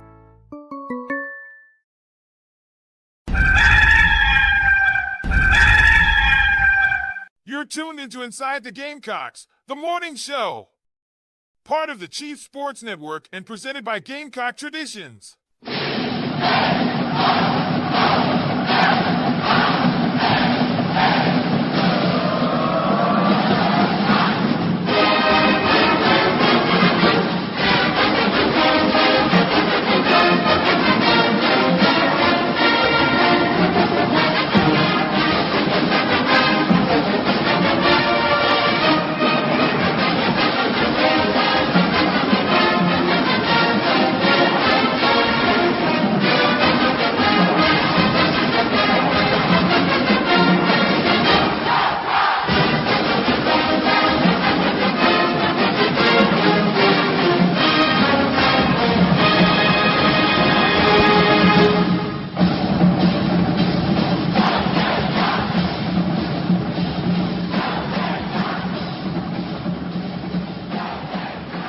All right. It's 11:25. Welcome back inside the Gamecocks, the morning show brought to you by Resto Pros. Resto Pros of the Midlands, Resto Pros of MidlandsSC.com. Couple of quick notes here. Congratulations to 5 members of the ladies equestrian team at South Carolina for being named All-Americans. A first-teamer, a pair of second-teamers, and a pair of honorable mentions. So hat tip to them. And then also a reminder that tonight, if you are in the Midlands, you can catch the 6th-ranked South Carolina Gamecocks softball program as they host Charleston Southern. It is a 6 p.m. first pitch over at Beckham Field. South Carolina is set to travel to Arkansas this weekend in a top 10 showdown with the Razorbacks. The Gamecocks currently number 2 in the RPI, in addition to being ranked number 6 overall by D1 softball. And that is why we brought Hale on. Hale, give us your analysis of the horses at the SEC championship and the high jump and all those little barrel racing and all that stuff. What did you think about all that with the equestrian this season? Yeah, I can't offer a whole lot other than, I like watching horses run around a circle. That's pretty entertaining for a minute or two. It's called a rodeo. Times each year. So that's a rodeo, Hale. That's what we call a rodeo. Oh, I was talking like the Kentucky Derby. Oh, you like watching the fastest 2 minutes in sports is what you're saying. That's right, yeah. Okay. All right. I'm with you on that. All right. So you got the Masters, which they're on the course, of course, today, but, play begins tomorrow. Top of the Hale McGranahan sports bucket list. Where would you put the Masters? Well, I've been lucky enough to go to a Saturday and Sunday. I went in 2002 when Tiger won. Wow, really? Yeah. So my dad, who was a sports reporter back in his day, so I was, I guess it would have been a junior in high school when I went. So he was covering the tournament for the Greenville News, and they had an extra badge for that weekend. So I was lucky enough to be able to go then. That is fantastic. So did y'all have to leave the bag phone in the car? Yeah. Fortunately, they still had payphones, I think, on the ground, so that was probably helpful for my dad when it came to work. Yeah. Did you take anything home that day? Did you buy anything? Any memorabilia? I did, yeah. So I've still got the little folding chair. I had a couple hats, and those eventually got lost over the years. But I guess that was about it then. And I've been back twice since then. I went on Monday and walked through the gates and was there for like maybe 10 minutes, and they hit the siren, and had a similar experience a few years ago. But yeah, Sunday at Augusta for me is top of the sports bucket list, at least what I've done. I've never been to a Super Bowl, but that would be up there too. Yeah, my top two, as far as I almost feel like you have to separate it a little bit, like events from, like games or something like that. Because I mean, who doesn't want to be in, Fenway Park for Game 7 of a World Series? Or you don't have to be a Red Sox fan to want to experience that, or Wrigley Field or something like that. But then you got events, and I've never been to Augusta, I've been to Augusta. I've never been to the Masters, which I just can't figure out how I've gone 40 years of life without doing that. But they turn me down every year, and the people that I do know never ask me to go, so I can't go. So you got that, and then the Derby. That's like 1A and 1B to me. I really want to go to the Kentucky Derby, and I don't know about all the frou-frou, clothing, Hale, but I certainly want to experience it. I don't have enough of the seersucker stuff to fit in, but I don't mind standing out either, I guess. Yeah, you don't strike me as a frou-frou type of guy. Not really. Nah, it's all good, man. I'd rather just be me, which is what gets me in trouble sometimes. All right. So were you at practice this morning? They didn't. No, I don't think they practiced at all this morning. We'll be out there tomorrow, though. Oh, tomorrow. I have my days mixed up. Yeah. Yep. So if you were there this morning, what do you think you would have seen? No, just kidding. I'm just kidding. Not any type of depth chart related activity. Yeah, probably not. Yeah, we'll see how long this keeps going on. But from the practices that you have seen recently, how about that? Because you weren't on with us late last week, I don't believe. And were you? No. It's been a couple of weeks. Got some extended time last week. Hale? Hale? Oh, there you are. I didn't know if maybe you just didn't want to answer that question. It's all good. What happened there? From the experience of seeing them in the last week or so, what are your spring takeaways to this point? We've got about a little over a week to go until they play in the spring game. Man, really not a lot. We don't get to see much of anything of actual substance other than guys doing drills and stretching. That's about the gist of it. Yeah. So I mean, other than just like seeing some of the guys in person, really in a lot of cases not even really all that close either. It's been pretty distanced, to say the least. So I mean, not much, honestly. You do get to see like quarterbacks taking snaps from centers, and I think just about every time they've begun doing that drill, Boaz Stanley has been with Lenore Sellers, and then they've rotated some. I guess the most interesting thing would be Marquis Anderson has been working at center. That to me is probably really the most of anything of any kind of substance, I guess, is what I'm trying to say, because he's been a guard. I mean, he played some at tackle. If everybody remembers that first spring game, he was playing left tackle. So yeah, he's working in at center, and if he can stay healthy, I'll be interested to see what kind of role he carves out this year. Yeah, I think that's actually, you just mentioned the word, the H word. I think that's such a big deal for some of the talented guys that they have, that they've brought in over the last couple of years. I mean, obviously, Marquis and Kaysen were brought in with high expectations, and rightfully so. They're really good football players, but they've had to deal with some bang-ups from time to time. My understanding is, I know Kaysen didn't play on Saturday in the scrimmage, but as it pertains directly to Marquis Anderson, my understanding he is healthy at this point in time, right? You hadn't heard any different, have you? No, I haven't. I mean, the one thing that I just kind of have in the back of my mind, and again, I haven't heard anything. I don't, as far as I know, he's healthy. I'm pretty sure Lonnie Teasley said as much a week or two ago when he was in with us. But mean, Marquis did have some sort of a back injury. He's had one since he's been here. So I think just the general thought with those is they can maybe linger or pop back up, or they don't really like go away per se. As someone who's got a jacked up back myself, they tend to hang around. So that's just maybe one thing with him. But as far as I know, he's been out there and practiced and done everything that's been made available to him. Yeah, these guys, you feel for them because they don't have a clue what's coming. They're going to get to our age one day, you sleep wrong and you can't walk for 72 hours. Yeah. I mean, that just happened to me not too long ago. But yeah, it in all seriousness, it is.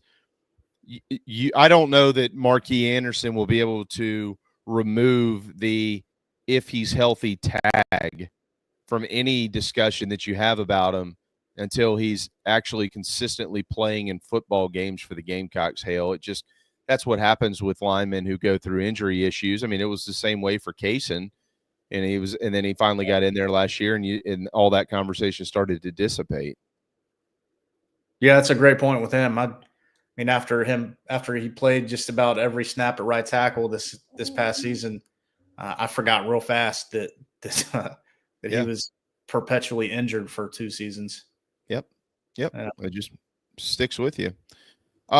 We'll get to recruiting here in just a little bit, Hale, but because I mean, and I'm so glad that you said it the way that you said it about the fact that, look, when they do everything they can to give the media as much access as possible, but they're certainly not going to sit out there and show you all the state secrets while you're there. So you really only get a chance to look at some groups and some drill work, but you do get your eyeballs to an extent on the physicality sometimes, right, of the football team.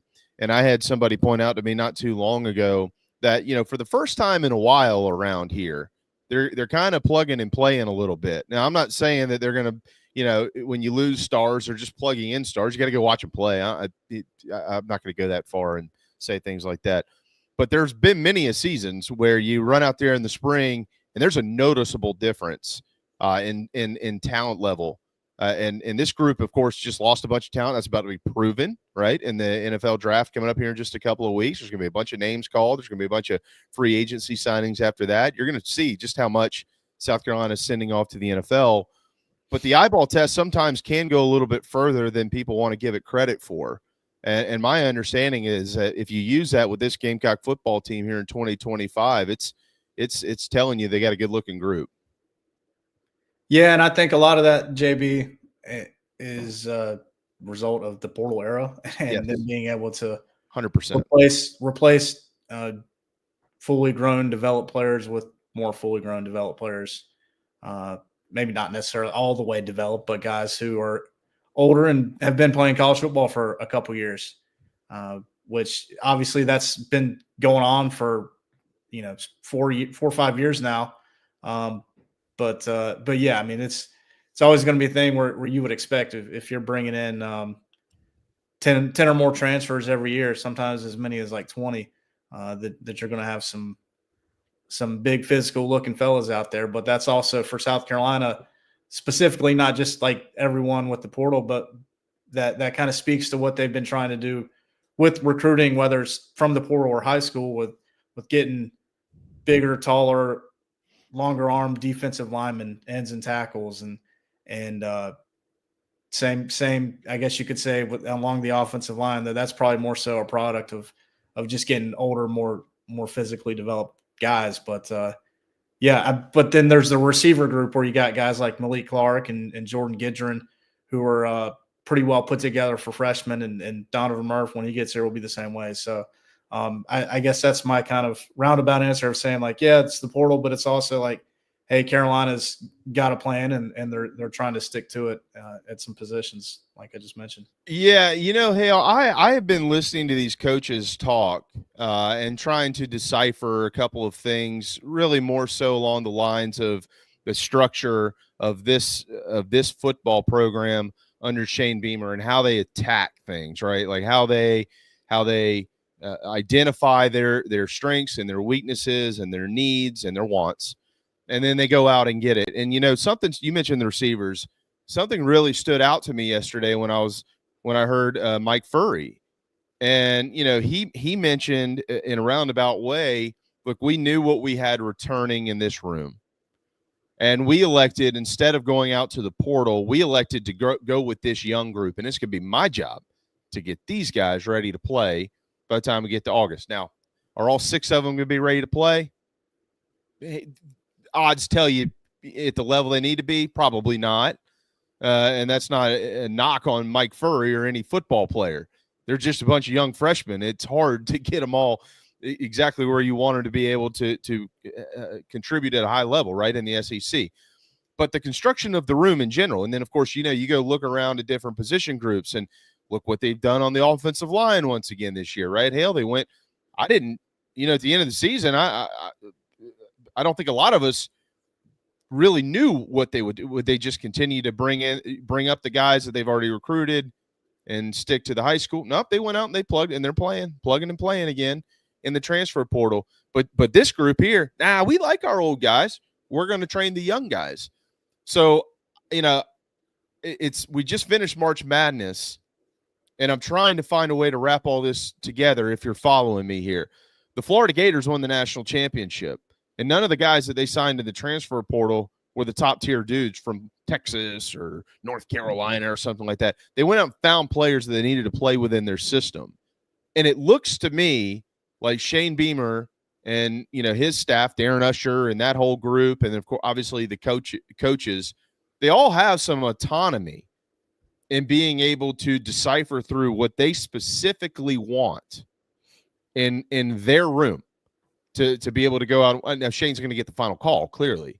But it looks like they've all got some autonomy to be able to decipher through specifically what they want when they evaluate those needs and wants. Can you add anything to that rambling of words that I just gave on some of that process? Yeah, I think it kind of you see it with the types of linebackers that Clayton White's been bringing in. Donovan Darden, who's a big guy out of high school, same with Tayshawn Alston and Justin Okoronkwo, Justin Murphy, Fred Johnson. The list goes on and on. Like, they want to get bigger guys who are, in some cases, able to rush the passer because they played a lot of defensive end in high school. That's been something that's consistently showed up. In addition to what I was saying earlier about the tackles and ends as well, they've prioritized getting guys who look like Dylan Stewart and Desmond Umeozulu. Good thing. That's very calculated for sure. And Torian Gray has got his specs at cornerback. Basically, if you're not over 6 feet tall, you're probably not getting a scholarship to play DB at South Carolina under Torian Gray. DQ Smith might be the shortest guy we've seen in the secondary for the last few years, and he's obviously played a lot, but I think he's even like 6 feet. So there's definitely criteria that these guys consider and look at, and it's maybe not as rigid on offense at the skill positions, especially. I asked Mike Shule in the offseason what he looks for in a running back when he's evaluating running backs, because those 4 guys who are on scholarship right now are built pretty similarly in terms of height and weight. They're all real close. And he's not really married to like, hey, I want a guy who's 5'11", 220 pounds. Like, he's of the mindset, from what I understood him to say, that he likes some variety and is not opposed to having different types of backs. So obviously everybody's different. Everybody's got their sort of way to go about building their positions, but it's again, this is very position by position specific with height, weight, arm length, potential for growth, that type of thing. I actually think that it helps Shane Beamer retain staff too. This is your room. This is your job. Figure it out. Some guys go places where they got the head coach breathing down their neck all the time, Hale, and that's true as much as I do. But here you got a little ownership of being able to develop the way you want to develop. All right, let's talk about the guys that they'll eventually, hopefully, develop. What's the latest on Gordon Sellers? Yeah, so he's going to visit South Carolina on Saturday. He was at Clemson last Saturday for their spring game, and then he's deciding next Friday. And the timing of that decision date came after he told me that he was going to visit South Carolina on April the 12th and again on April the 18th, which, as it turns out, is now his decision date. So for a while there, it wasn't totally clear whether he would come in for the visit on April the 12th, but he confirmed earlier this week that he will. So that's important that he's following through on that. And I think is going to be his last visit before he decides, unless he decides to go somewhere else within those 5 or 6 days. It looks like South Carolina will be the last one.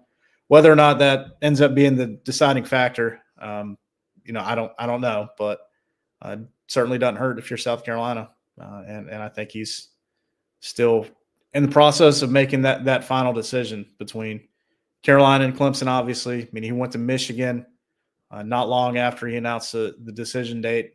That trip was already planned. I'm sure the flights were booked and arrangements were made and all that type of stuff. So he still did that. And, of course, he announced the decision date, his commitment date, a day after he visited Ohio State and got the offer. So those are, I think, kind of the main four, but it's probably more of a Carolina-Clemson battle, in my opinion. So we shall see. I honestly don't think he's made a final decision himself. So I don't know 100% which way he's leaning, but I think it's still up in the air.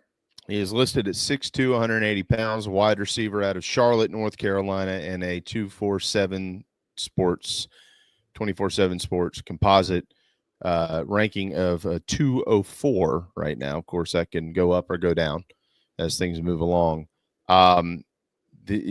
So you're split right now on this. You don't really have a hunch as to which way he might go. If I had to make a pick or make a guess, make an estimate, put in a crystal ball, I would probably do Clemson, but I wouldn't feel great about it. That's the way I would sum that up. Yeah, Mike Fury gets a chance this weekend. He's proven to be pretty lethal when he gets those opportunities. We'll see what happens there. Interesting situation with lineman Pierre Dean, who's out of Clemens, North Carolina, not to be confused with Clemens, South Carolina, as Lou Holtz once said, for anybody that maybe missed that. Who is Pierre Dean and what's the deal here? Yeah, so he's a 4-star offensive lineman right now on 24/7.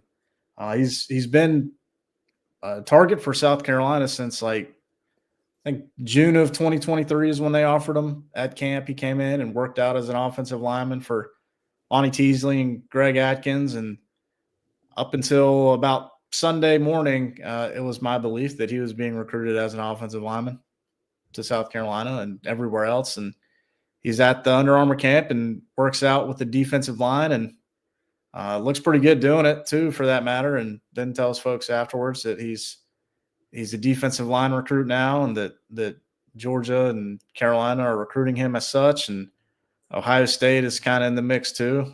This came about while he was at Georgia for their pro day earlier this spring. And his half brother, Jared Wilson, the center for Georgia the last couple of years, I guess he was their center, was going through his pro day. So there's that connection. There's the fact that Georgia kind of broached this subject and he bought into it. So yeah, that to me sort of is a signal maybe South Carolina's got its work cut out, but they've got an official visit scheduled in May, or that last weekend in May that I guess rolls into June 1st, that Sunday. And he's scheduled to go to Georgia the following weekend. And I think this upcoming weekend he'll be at Ohio State for an unofficial visit. But that's sort of where he's at. He made a formal top 3 announcement yesterday, I guess it was. But he said on Sunday that Carolina and Georgia were his top 2. Yeah, I guess, Hale, if you follow it long enough, you'll hear things that you never thought you'd hear. That's certainly one of them. So Georgia could help South Carolina pick up a defensive lineman, is what I'm hearing. And I don't know. I doubt it. I doubt it. I mean, wow. All right, that's interesting. And nobody else ever brought this up. They were recruiting him as an offensive lineman. Georgia says you're a defensive lineman. He says, okay, let everybody know. That's pretty much the gist of this thing. I think so. I mean, he's all right. If you see him, he's a pretty streamlined guy. Like there was a picture he posted. He visited South Carolina in December for one of the ball practices. There was a picture he posted standing with Lenoris. And if you look at the picture, you're like, that guy's an offensive lineman for real. Okay. And like he just doesn't look like he's got like the big wide frame because he doesn't. Not that Lenoris is a little guy, but he looked about the same size as Lenoris. So now he said he's apparently like 255. Apparently he's lost about 10 or 15 pounds. So yeah, I mean, just looking at the guy, and there are a lot of people who read the Big Spur who know exactly what I'm talking about if they're listening.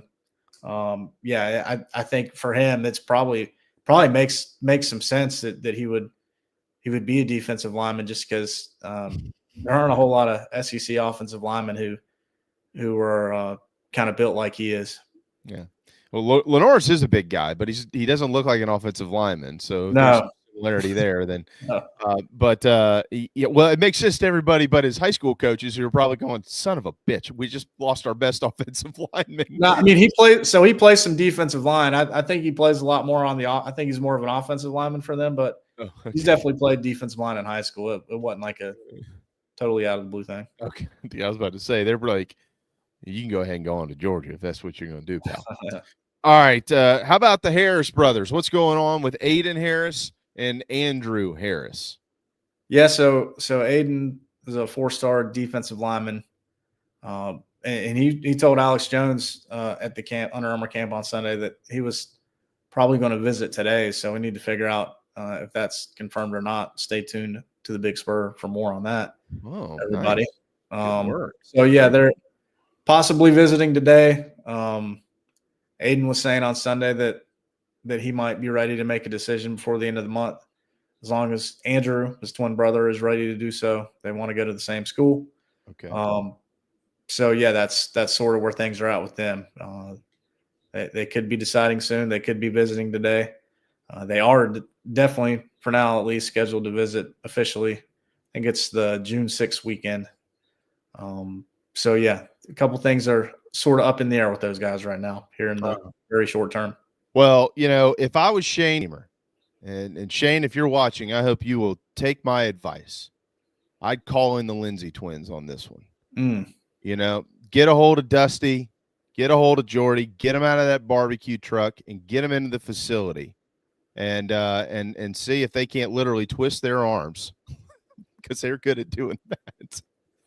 And lock them down. Bring the Brinkley boys back. Shane knows all these guys. He coached them. Bring the Brinkleys in. Bring the Lindsays in. The Lindsays will be there next week if you're going to the spring game. As far as I know, I can confirm this. We get John Strickland on the phone, but I'm pretty sure the barbecue truck's going to be over there in Gamecock Park. Get them out of that thing. Get them in the facility. Bring the Dixons back. The Kilgores are already here. Yeah, well, I was getting to them, but you got to go back. You got to go back further. You know what I mean? You got to start with the old guys. You got to bring them in, and then all of a sudden you got all these. Well, the Dixons were not twins. They're half brothers, I think. Technically, yeah, and Jalen and Gerald Kilgore aren't twins either. So no, but they're brothers. But they're brothers. But these are twins. Yeah. So you got to start with you got to go back and get Jordy and Dusty, and get the Brinkleys because they were twins. And then you bring the brothers. This thing will be a slam dunk. It'll be over before you know it. Shane doesn't have to do anything else. They'll be done. And we haven't even talked about the Sellers brothers yet. So again, not twins, but still, Yeah, I'm seeing it. This is impressive stuff what they're doing here. That you can kill two birds with one stone just by signing an entire family of players. And then you have less money on the recruiting trail. This is brilliant. I like what they're doing. Well done, Shane Beamer and staff. Well done. Yeah, where's Usher? Usher, well done. All right. Travian Robertson. Travian. Well done, Travian. Guy's a machine. He's a machine. For all the junk he took from recruiting, he's sure in on a bunch of players. Outside of that, we got you got a bunch of. I mean, there's a ton of guys. Hey, we could do this for the next 5 hours. I want to ask you about Ben Boulware, the defensive lineman out of Winston-Salem, North Carolina. Gamecocks are hitting the state of North Carolina incredibly hard right now. What's going on with this guy? He's no relation to the guy who played with people's butts at Clemson, right? They're not related, right? No. Okay. They're not brothers. Okay. So Ben Boulware, what's the latest with him? Don't really know a whole lot about the latest per se. I mean, he's scheduled for an official visit. I believe he's been down at least once or twice. So yeah, definitely a name we're keeping an eye on. I mean, the state of North Carolina in 2026, I believe we've talked about it before, about it being incredibly loaded with talent, especially at defensive tackle in particular. There are a ton of good players in that state at that position. And then it's obviously a big one of need for Carolina. And Travian Robertson is from the state of North Carolina. And Ben Boulware is one of several guys they're in on. So is Aiden Harris and Noah Clark. Yeah, you talked to Noah Clark this past weekend, didn't you? I did, yeah.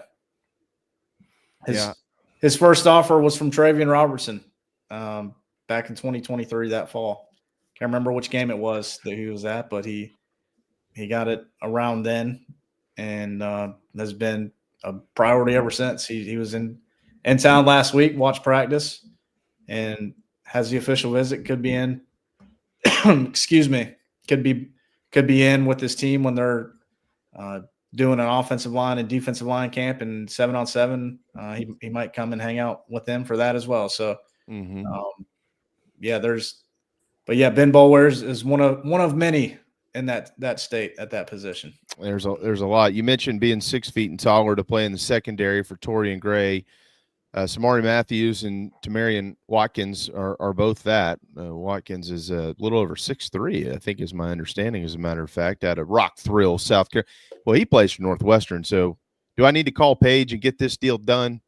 Is that what we need to do? Him or Dave Cloninger, one or the other. I don't know. Dave's a big Northwestern guy. Yeah. Let me get on the horn with Paige and see if we can't get this deal done before the spring game next week so he can announce it there or something like that. But these two guys are big time, and everybody wants them. Where's Carolina stand with them?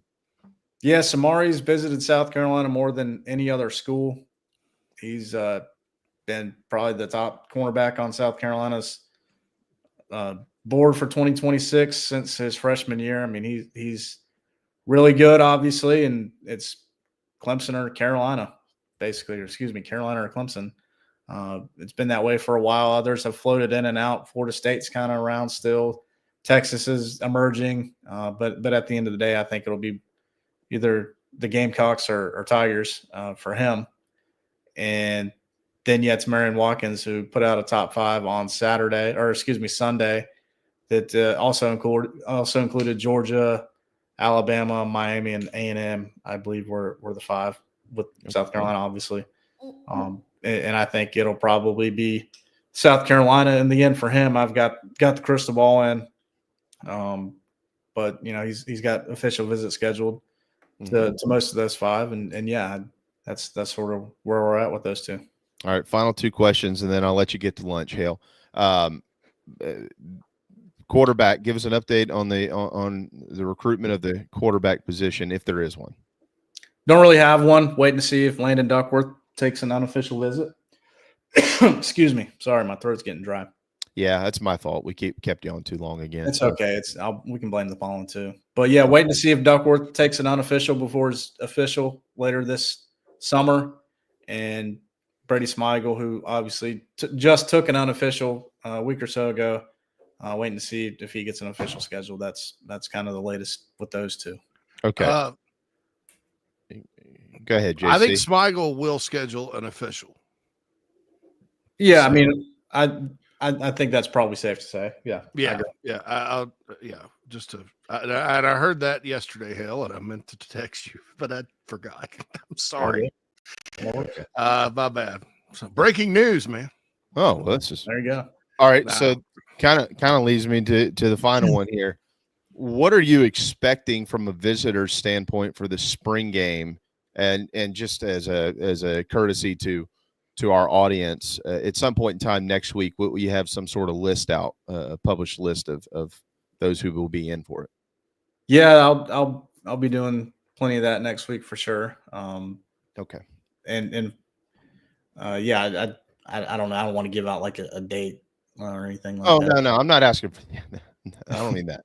I just people look forward to that. I think every year you do it. You put out here's who's expected in for the spring game and stuff like that. I was just no, that's fine. I mean, I do it for really any weekend there's going to be visitors. So yeah, there'll definitely be some.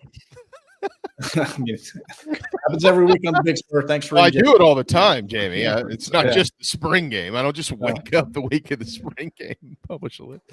No, I know. Yeah, I mean there will be a lot of guys there for sure. There's going to be plenty of 26s and 27s. I don't know. Maybe we'll even hear about some 28s. 28s? 28s, yeah. Sweet mother. Yeah. I'll be dead by then, Hale. I mean, all right. I hope not. I don't want you to be dead by then. Well, what year is it? What year is this? 25. 2025. Oh, no, I'll be all right. I'll be all right. Yeah, I didn't. I thought it was COVID. Later than that? Good God. It's already 2029. Hey, you age quicker covering recruiting because you're always working on the next year. Yeah. So like we're in the 2026 cycle, but we're a long way from 2026. So that's for sure. Maybe they should. Well, I guess it's still based on your graduating year of high school, technically. But everybody signs in the calendar year now. So, I'm responsible for that. Everybody was said, well, this year's recruiting this year.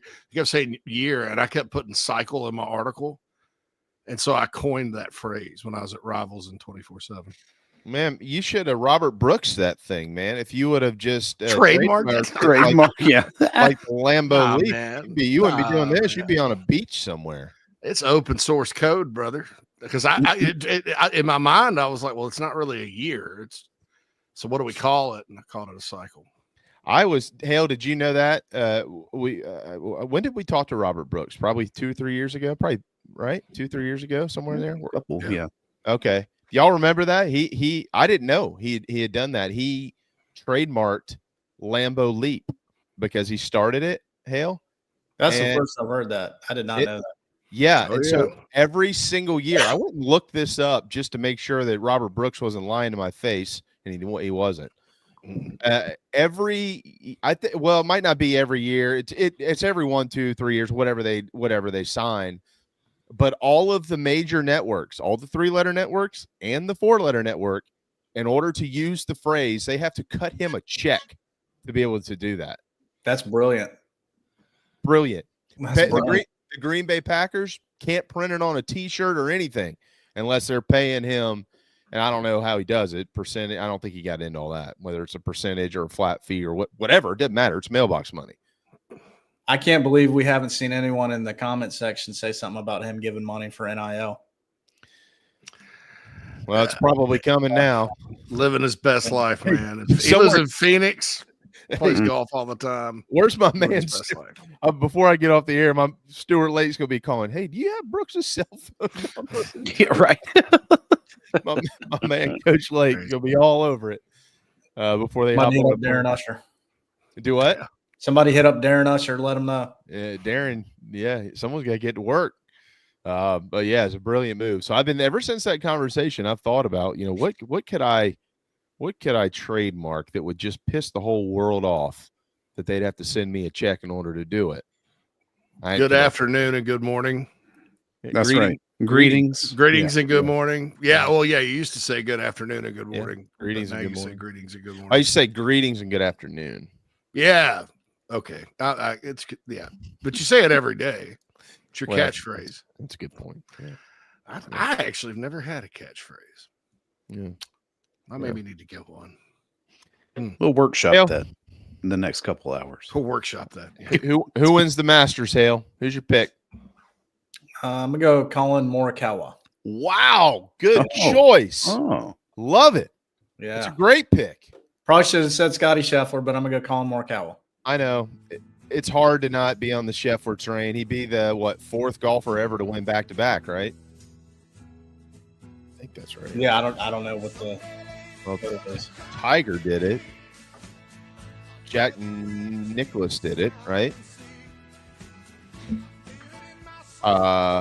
Somebody else did it. That was like Gary Player or somebody like that. Nick Faldo. Nick Faldo. Yep. Nick Faldo. I knew it was.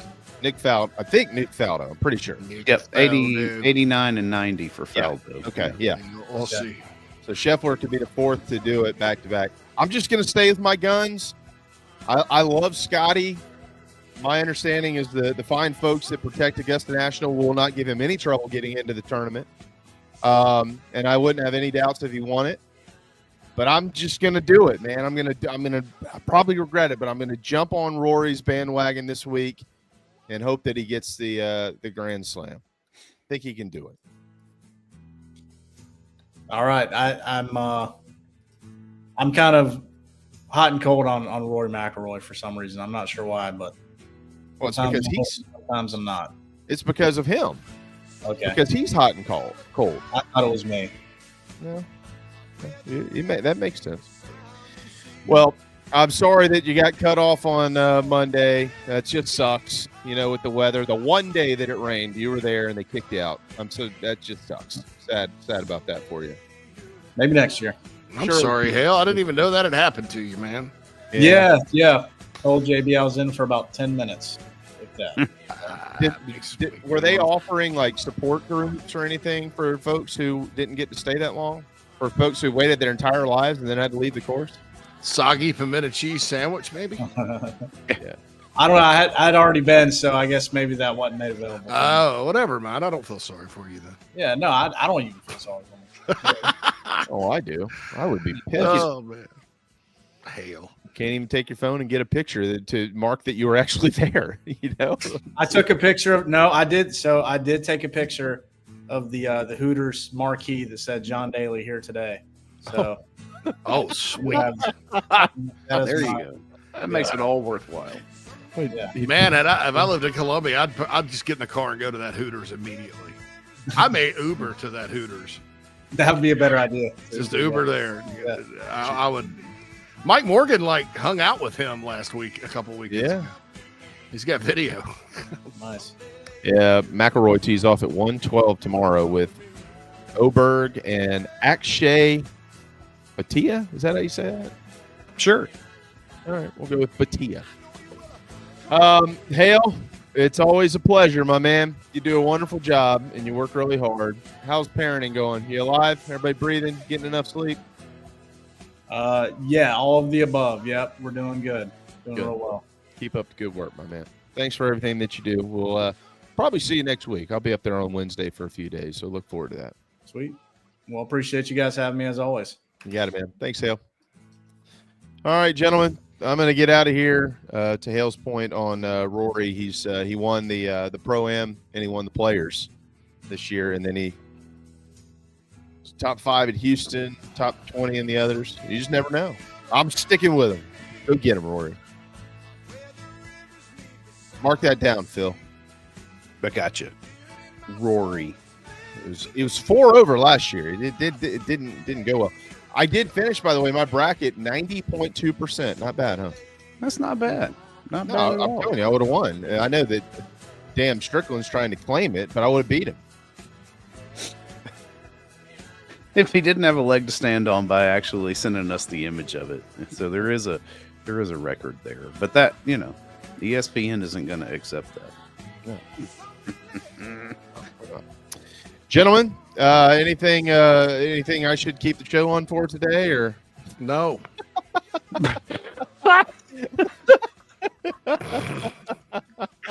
Which usually means, you may want to keep it tuned in. Yeah, no, normally the lower the expectations, the better the show. Right. I mean, like, I'm going to keep rolling that way. I had great expectations for JC and Morgan because Val Kilmer had passed. We always talk movies. Lugan Bill's in. He's a movie buff. It was going to be an epic conversation, and my internet went all to crap. Like, to the point where I would say something and everybody just pauses and is like, I mean, it restarted. It didn't have, then it put me out for the next 2 days. So no more high expectations for shows for yours truly. Yeah, that's right. But no, we got some topics. We got a little banter. Like Phil, I'm going to ask Phil. We're going to ask the chat box. We're going to talk about a lot of different topics floating around Gamecock land right now. Probably cover football and basketball. Maybe a little baseball. Who knows? I don't know if we'll have the time. I don't know if we'll have the time. That's a good point. I'm going to go eat an avocado. Don't worry, I won't turn you off. We'll see you tomorrow. Sounds like a plan.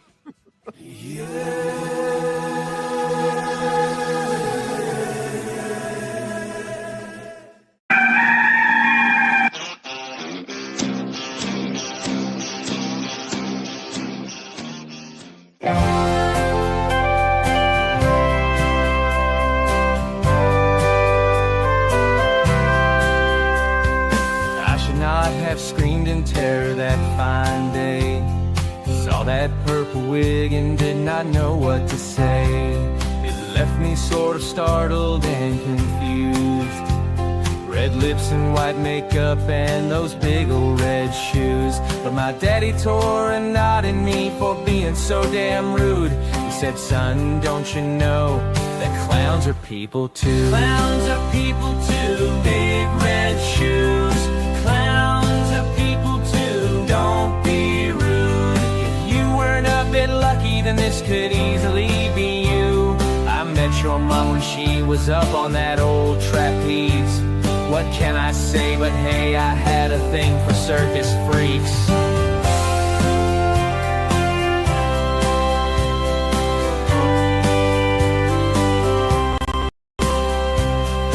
Started watching Bozo and warmed to the movie It. Killer Clowns from Outer Space to me was a big hit. Some people like McDonald's because of Mayor McCheese, but Ronald is my homeboy now and Krusty and Pinky. Clowns are people too. Big red shoes. Clowns are people too. Don't be rude. If you weren't a bit lucky, then this could easily be you. I met your mom when she was up on that old trapeze. What can I say but hey, I had a thing for circus freaks. Clowns are people too. Clowns are people too. Now I own some tiny horns and got me those red shoes. I don't know much but know one thing that's true. You don't know anything, just know that clowns are people too. Welcome to Inside the Gamecocks, the show, part of the Chief Sports Network. Mad Dog's upstate raised and reared up near the tater patch. He flirted with that upstate team, now bleeds garnet and black. It's been almost 2 decades since JC started Big Spur.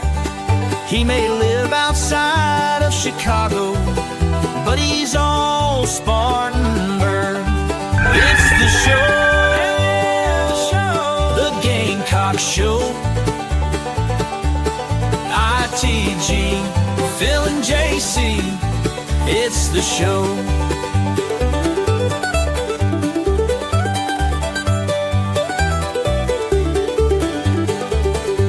It's fun and entertainment, but also information, things you cannot get on radio.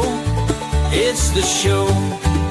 Gather around all you Gamecocks, it's the show. The show, the show. Let's go. JC and Mad Dog Mully on the Gamecock Show.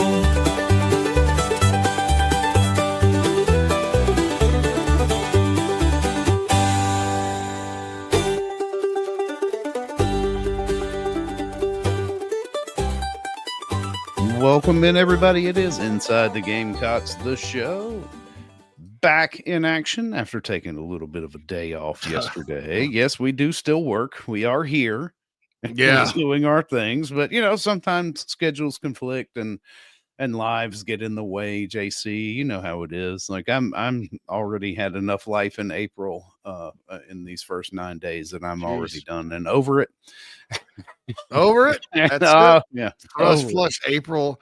Yeah, it's I don't understand why it's so hard to get a doctor's appointment these days. I think part of it is what's been coming, which is the baby boom generation is getting older and require there's more of them than there are of anybody else.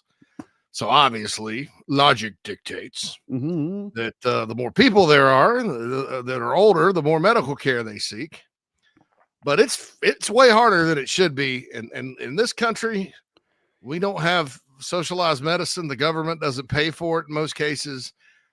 We pay for it, and the reason we pay for it is so it will be fast and efficient and good. And it's a big freaking disappointment when it sucks. When it's not. now compared to Canada, where you have to wait 6 months for an appointment in certain cases, it's different. But this is as close health-wise as I've lived to like that kind of bull crap in a while. So I have a doctor's appointment every 3 months. I'm on this medication. It requires them to kind of check me out, make sure everything's okay every 90 days. Not a big deal, but I need it. And if you don't hit that appointment and have him call it in, it's a big cluster, what. Yeah. And so I get a text Monday, we got to push your appointment back an hour, which gave me a little time to make the show, maybe. Right. But I'm glad we didn't even attempt that. And the reason we didn't is because Matt Anderson was supposed to sit in for me for a little while, and he had something come up with work, his full-time job. And so I wouldn't have made it back, Phil. I would have made it back maybe an hour and a half afterward. Right. And it was just this clogging, slow experience where watching paint dry and awful. So I was so mad about that. I went and got me a steak for lunch. That's right. I get upset when I can't get like the early appointment, like right at the open, right? Because I know that is well within the realm of possibilities that I'm just going to have to sit. And my doctor's office is at a hospital. And this is where I came up with the older folks thing. There's no parking. If it's not first thing in the morning, you're parking in auxiliary parking. Please get me in that situation. Get me back south. Yeah, immediately, right. Because they don't even care up here. I mean, it's like they think. I think a lot of them think they're heroes because of COVID, and so they approach it that way. Like there's no reproach. Somebody screws up your prescription, tough. I'm a healthcare worker. I'm a hero. Yeah, and look, many of them were right. I'm not downplaying that, but that time has passed. It's time to go back to doing things like filling prescriptions and setting appointments in a timely manner because we pay for this. I know. It's not like anyway. I didn't mean to start off with a rant about the doctor, but that's why I wasn't here yesterday. Phil, you listened to the Shane Beamer press conference earlier this week. I did. I filled myself. I didn't know it was going to be the damn cold open. Oh yeah, I got a text about it, and I didn't either. Like, here's who he's talking about. I'm like, I'm not listening. I'll catch it later. And I catched it last night. It was part of the cold open, like Saturday Night Live. Yeah. Nobody got to question him before he mentioned it. No, it took me by surprise when he started talking about it. Not just that he was talking about it, but then referenced like some of the social activity. Because I know like JB typically stays above the fray there, but he's like, keep my name out your mouth. Keep my friends' names out your mouth. Oh yeah, Jamie today. Yeah. Oh, you were talking about Beamer himself on that subject. Listen, I was just talking about the press conference. I'm going to get to the other stuff because that's got to be incredibly frustrating, right? Because there are implications to some of that, especially when you're.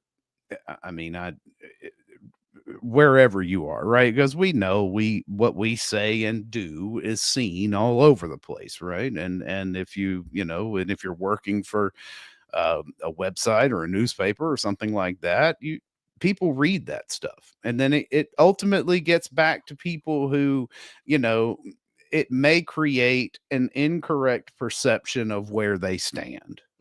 And to do it this early in the game, nobody knows anything about what's going on with the team in April, except for the people in the building.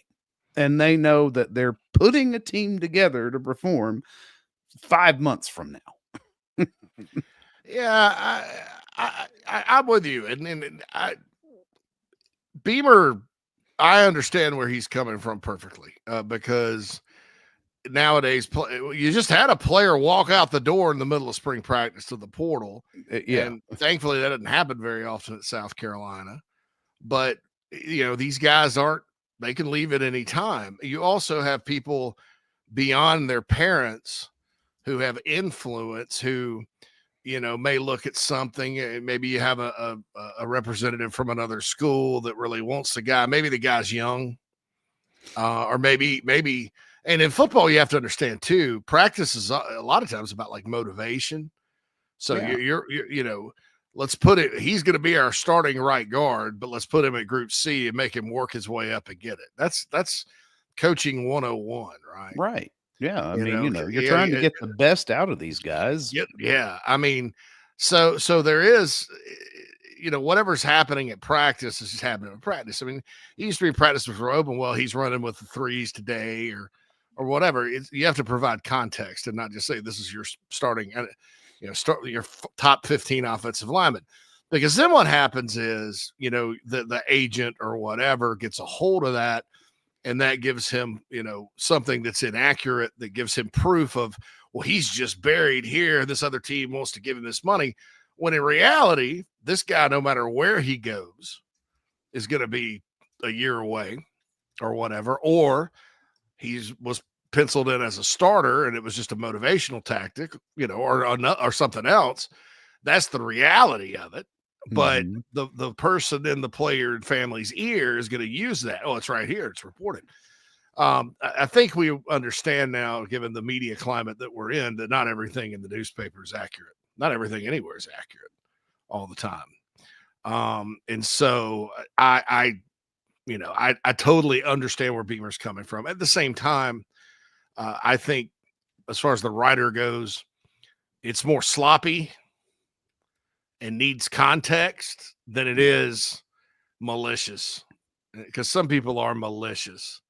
The problem with a lot of newspaper, not all, but a lot of newspaper people, is they're never wrong about anything. Right. It's that's journal. I saw it with my own eyes. It's journal. That was what I'm not. That's why I don't call myself a journalist anymore. No, on that one, my mind immediately went there. I was like, journalism. Your job is not just to process what your brain thinks it sees. Your job is to be accurate and communicate that to your audience, readership, whatever.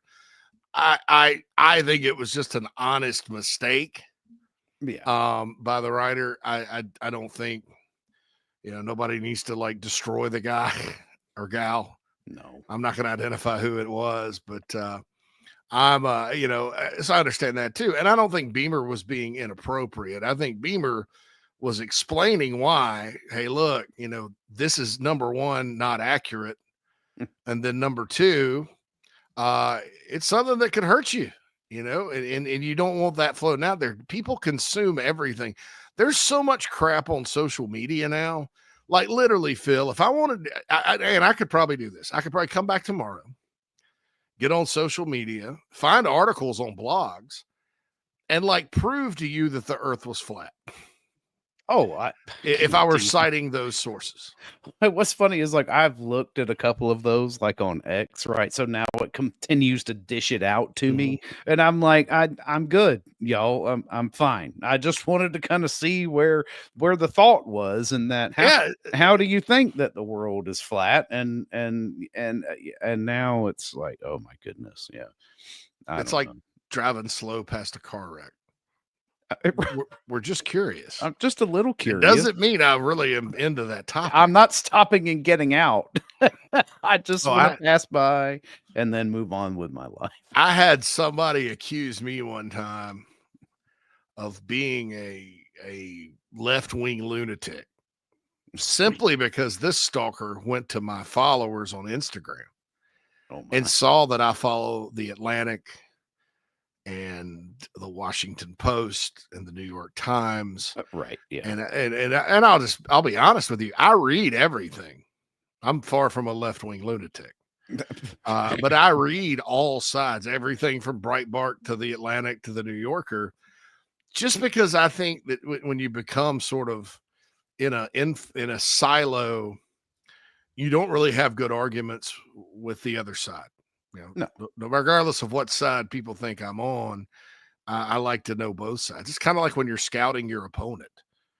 I think in football, any sport, it's the coaches that are the best at what they do are the ones that know their opponents.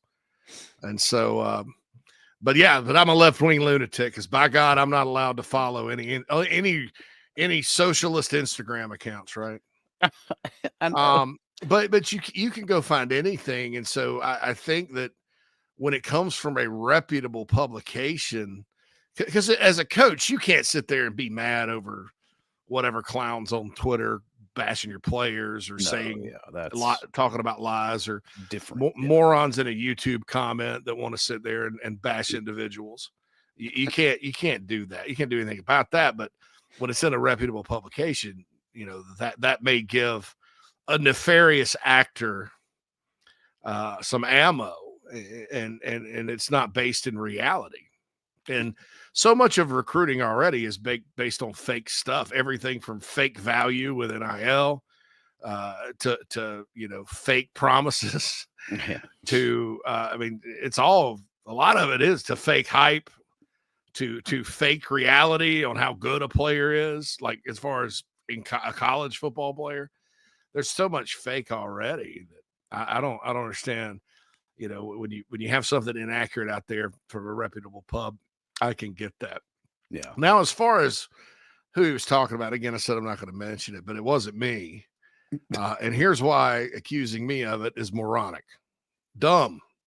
Like literally, whoever said that is either angry about something else or just really should be fired from whatever job they work at because they're too dumb to work at it. And I don't care what job it is. All right. Number one, I haven't been to an open practice since 2021. Right? It was the summer of 2021. I was in Myrtle Beach, and I stayed behind while my family flew back to Chicago and stopped by practice. You can ask David. You can ask Hale, who was there. You can ask Alex Jones, Whittle. They all saw me. Nobody's seen me since. I'm like a ghost. Like that. Shh, he's gone. That's A. So Beamer was clearly talking about information reported from the open practice. And he said, well, JC, you could have somebody relaying that to you. Okay. All right. I have never written anything about the first, second, and third team offensive line ever. You know why? Because I'm smarter than that. I'm not saying the person that wrote it based on practice is dumb. That's not what I'm saying. Because right now they're mixing and matching. So, in other words, Tree Babalati, right? Let's say he's the starting left guard, right? He's probably also, I would be willing to bet, a box of donuts that he's the left tackle too, backup left tackle. Right. And that's the deal there. And so that's so I would never put a top 15. We do frequently at the Big Spur, Hale, Alex, Whittle, we frequently say, this is the first group that walked out. This is the second group that walked out. We never call it a depth chart, right?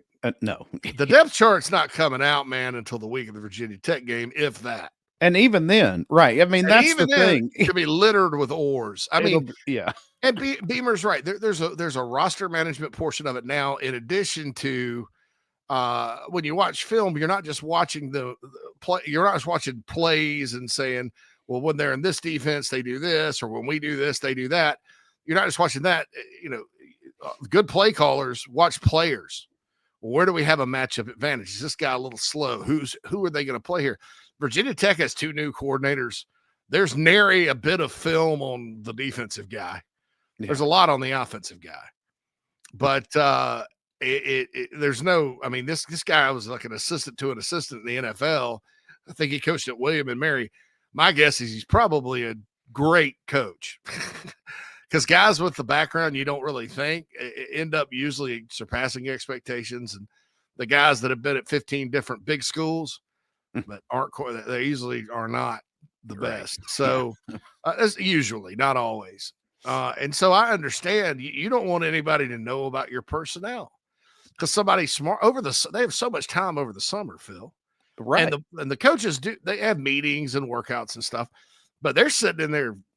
I mean, they watch everybody. And so then, okay, well, I need to know a little more about South Carolina's personnel. I have a graduate assistant or an assistant to an assistant or somebody in the office scouring the internet for everything. Well, this is who they're going to start here. So this is their left guard, and let's see what his weaknesses are so we can attack it, blah, blah, blah, blah, blah. That's why, in addition to the portal, that's why traditionally coaches hated depth charts. Right. Yeah, right. Because it tells you who you're going to play. And so there's that. And that's why they're quiet about injuries. So I understand. But so I've never put the top 15 O linemen out there. I wouldn't, because I would look at like an idiot, because what people do, they'll look at that and say, hey, listen, this guy got hurt. I thought this guy was the backup right tackle. Well, he's listed like that on the depth chart, but but they're really going to slide this guy over or whatever, especially on the offensive line. So that's the first reason whoever said that's a moron, because I've never written anything like that, especially again. And I caveat here, I understand everybody's mad about baseball. I understand everybody's disappointed about men's basketball, and you're not in a good mood anyway. And so you're latching on to everything about football, expecting it to be so perfect, like the Land of Oz. And if the Wicked Witch of the West shows up, you lose your mind. The off season is full of witches, my friend. That's friends. It always is. Where you start to have to worry is when it's abnormal. It's almost like too quiet. When's the other shoe going to drop? Right. Oh, yeah, right. There'll be some things people melt down about, 5 or 6 of them between now and the start of the season, whether it's recruiting or an injury or somebody you like hits the portal. I mean, that's just going to happen. It's just how it is. But it really doesn't mean much as far as winning and losing at the end of the day. And that's what you should care about. But yeah, so I would, but so I understand everybody melts down and you're latching on to things and want to absorb everything as factual and a predictor of outcome for the coming season. Because when you have back-to-back bad seasons like in basketball and baseball, and you roll back around to football, plus football lost its last game and that upset loss to Illinois, you're like, oh, give me something good. Yeah, that's right. In a men's sport. It's nothing that. I know. So it's even further compounded by the women falling to UConn Sunday too. I mean, everybody's here, upset. We're all upset. Yeah. But so that's the thing. I mean, and to get into on the official chat and to put that out, because what happens is people that don't know me or don't listen, that we'd like to have as many listeners as possible or members as possible. They're going to look at that moron, whatever he says, and it's going to be in the back of the mind. Well, this is the guy that's leaking the depth chart information. And it's a lie. I mean, I guess you can't stop liars and morons from being liars and morons. No. Which is exactly what that person is. And Jamie says he's pissed off about the chat box costing money. I'll say this. Number one, I have great empathy for those that can't afford the $5 a month. And I understand there are some people that struggle that won't. We don't owe you interaction during the show, just out for free. The masses, the people out there that are in the chat box. I kind of like it on like the tailgate show and stuff, because I like to talk to people and get to know the people. Others, maybe not. And we had to do something because there were trolls getting in and it was taken away from the show. So you're not entitled, unless you're a member, for me to answer you or to care about what you have to say or anything like that. in this format. There's plenty of opportunities to talk to me. Yeah, and there's some people who, only join as members during football season or during a specific season that they like. Look, that's if great. you're a member, I am going to be fanatical about answering every one of your questions. And I don't think that's too much, but if you're mad about that and then you're going to go take a shot at me during the freaking Shane Beamer press conference, you're a clown and an idiot and a liar. But I mean, period. I have no respect for anybody that intentionally goes out of their way because they're mad about something and lies about somebody in an attempt to harm their business. That would be like me pissed off because, Burger King jacked up the price of their original chicken sandwich. And I'm sitting there telling everybody Burger King puts goat meat in their burgers. In their burger, right? Yeah, I mean, that's the concept. Chicken, that's right. how stupid you are for saying something like that. So, no respect for anybody like that. And I wanted to address it. But most importantly, I wanted to tell everybody out there listening, I didn't do it. I write a projected depth chart, which is very similar to Lenardi's bracketology. You know Lenardi? And thankfully he was wrong about 3 or 4 teams this year, Phil. Yeah. Because people will think, well, he's just getting that and relaying it, and that's damaging. No, it's a projection. It's informed opinion. It's like Lenardi. Yeah. And it's always behind a paywall too, so. Anyway, just wanted to address that. We're not going to talk about that the whole show. Going to ask a little question about the men's basketball transfer portal. Also get into said Nana's Porch chat box. That's right. I want to remind everybody about Resto Pros of the Midlands, all the weather and disasters and unfortunate incidents that have happened. You can fix it with Resto Pros. They are awesome. They're a big-time sponsor. Inside the Gamecocks The Show, Chief Sports. They've done NIL stuff. They're outstanding people and outstanding at what they do. Resto Pros of the Midlands, proud sponsor of the show. And all we do, we'll be back after these messages as Hump Day rolls on, Philip. That's right. Right here on the show. I said, oh, Lord Jesus, it's a fire.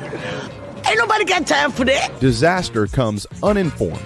During and after natural disasters or accidents, there can be a heavy loss to property.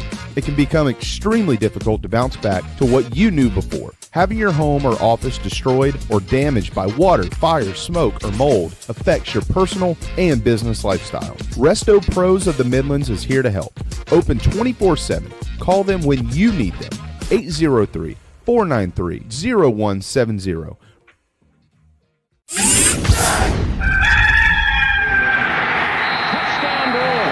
Set up a screen, and it goes to Brewer. 20, 15, 10, 5. Touchdown, Brewer. His second of the day. Pitches it to Brewer. Turns the corner. Touchdown, number 3 of the afternoon. Hey folks, it's Mike Morgan for Ryan Brewer Fence. That's right, the former Gamecock legend as a terrific college football player. Well, I know him as that too. I also know him as the guy that runs a great business, one of the best businesses in South Carolina. How do I know that? Well, for one, I'm actually a client of Ryan's. I had my home in Columbia done years ago, and his crew did an outstanding job, just as he does for everybody else. Whether you're in the market for a fence, railings, columns, or anything in between, their craftsmanship, their experience, and service second to none. Ryan Brewer Fence has over 15 years of experience with consultation and installation of residential and commercial fencing and railings. Rest assured your job will be done with an unparalleled level of expertise, and it's done on time, and they do it right the first time. Again, you're not going to do any better than Ryan Brewer Fence. The website is ryanbrewer.net. Set up an appointment today. Tell them Mike sent you.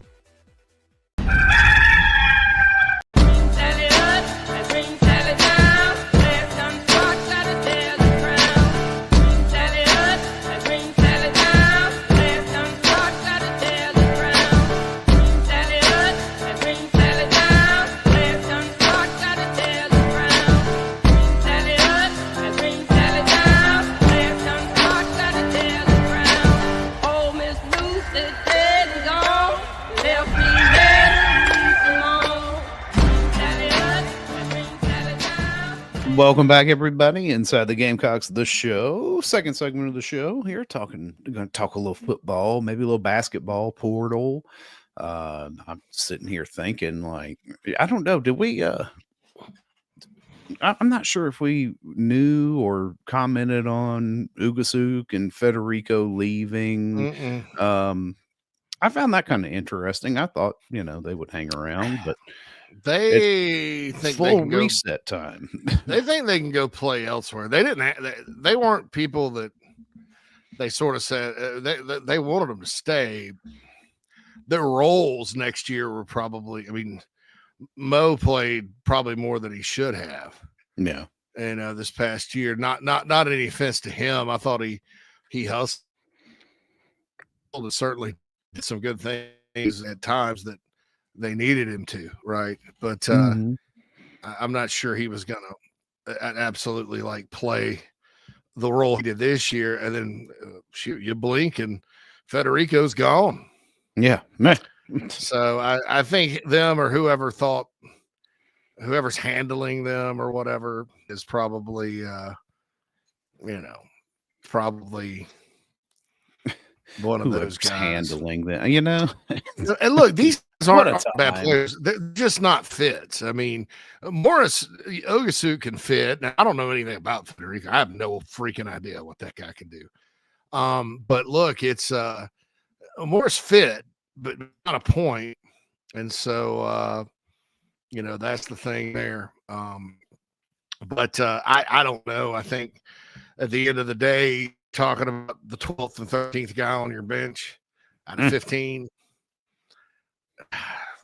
yeah, see what happens. I mean, it gives you more flexibility, room for everybody. But we'll see sort of what happens with that. And we're going to get into the portal class so far in basketball. We'll get to the Nana Sports chat box first.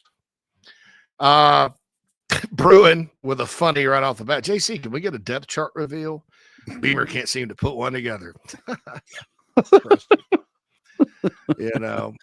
The Jay Fruit says congrats to Mike Uva and his fiance Brooke. I agree. Yeah. Congrats. Mike, good people really like him. Happy news. The Queen of the Cocks on my post. I deleted the post. I don't know if he posted on TBS. I don't know who you are.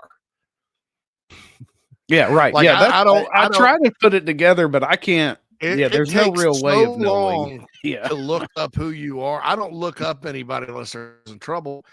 And then I think on 24/7 Sports, I don't have access to your credit card information, so I don't know who you. When we were with ESPN, we handle all of our own billing and stuff, so I could trace the credit card and know exactly who you are. But you're not required to put in your first and last name on 24/7, or you could put in something like Donkey Kong. Yeah, right. Or you put in your handle Queen Cox or whatever. And so it's I have no idea. And it's sometimes a fruitless, and there's so many members too, man. I've not crossed. I don't know who Kreger is on the Big Spur. I don't know who any of you are, unless you have the same handle. Right. Both. And then I can deduct it. But I don't know. So if it's Big Spur, I have no idea. It was probably not why. There's advantages and disadvantages of telling me, because if I know you a little bit, I'm going to cut you some slack. Like there's an attorney that posts on our board, and we were getting into it one day, and he said something insulting. He insulted me, and I was like, "Oh hell no!" So I started looking him up. Finally found him. Found out he's an attorney from Spartanburg. Did little I went through a license check one time in Spartanburg with some beer when I was 20 years old. And that was not a good experience. And we were a little worried. So he got me a lawyer, and he helped me plead it down a little bit, and I always remember him, and my brother did a similar thing and represented him.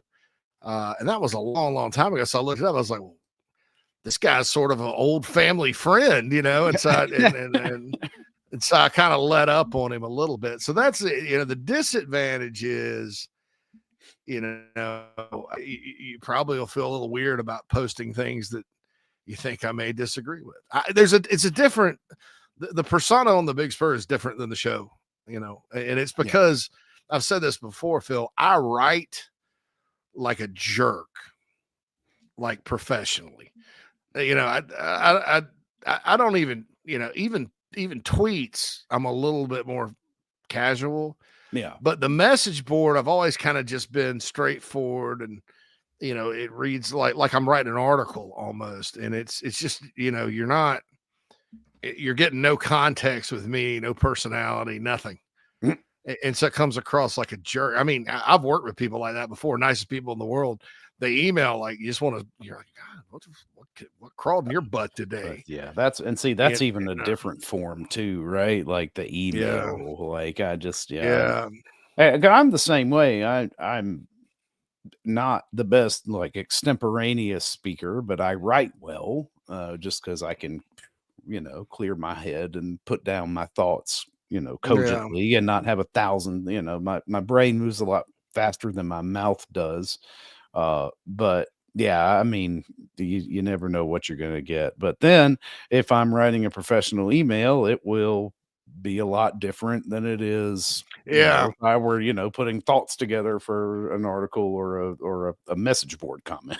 And I'm not like the king of the 2-word answer either. I like to give context. And so it kind of, so I understand I come across a different way. And so, just bear with me on that. If we cross reference those, just bear with me, because I may sound a little different. Jay Frew talks about it's like a family, or at least I think so. Yeah, the club chief members. There's several. I mean, it's not there's more than there's a lot more paying that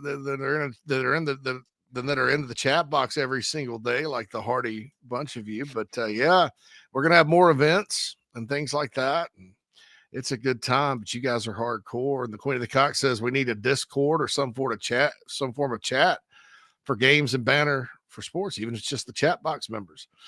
Yeah, I football games, I'm probably not going to be a lot of fun.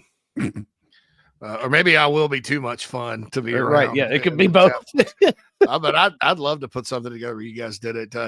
Speaking of the basketball portal, the Queen of the Cock says Conyers is going to Charlotte, and it was surprising.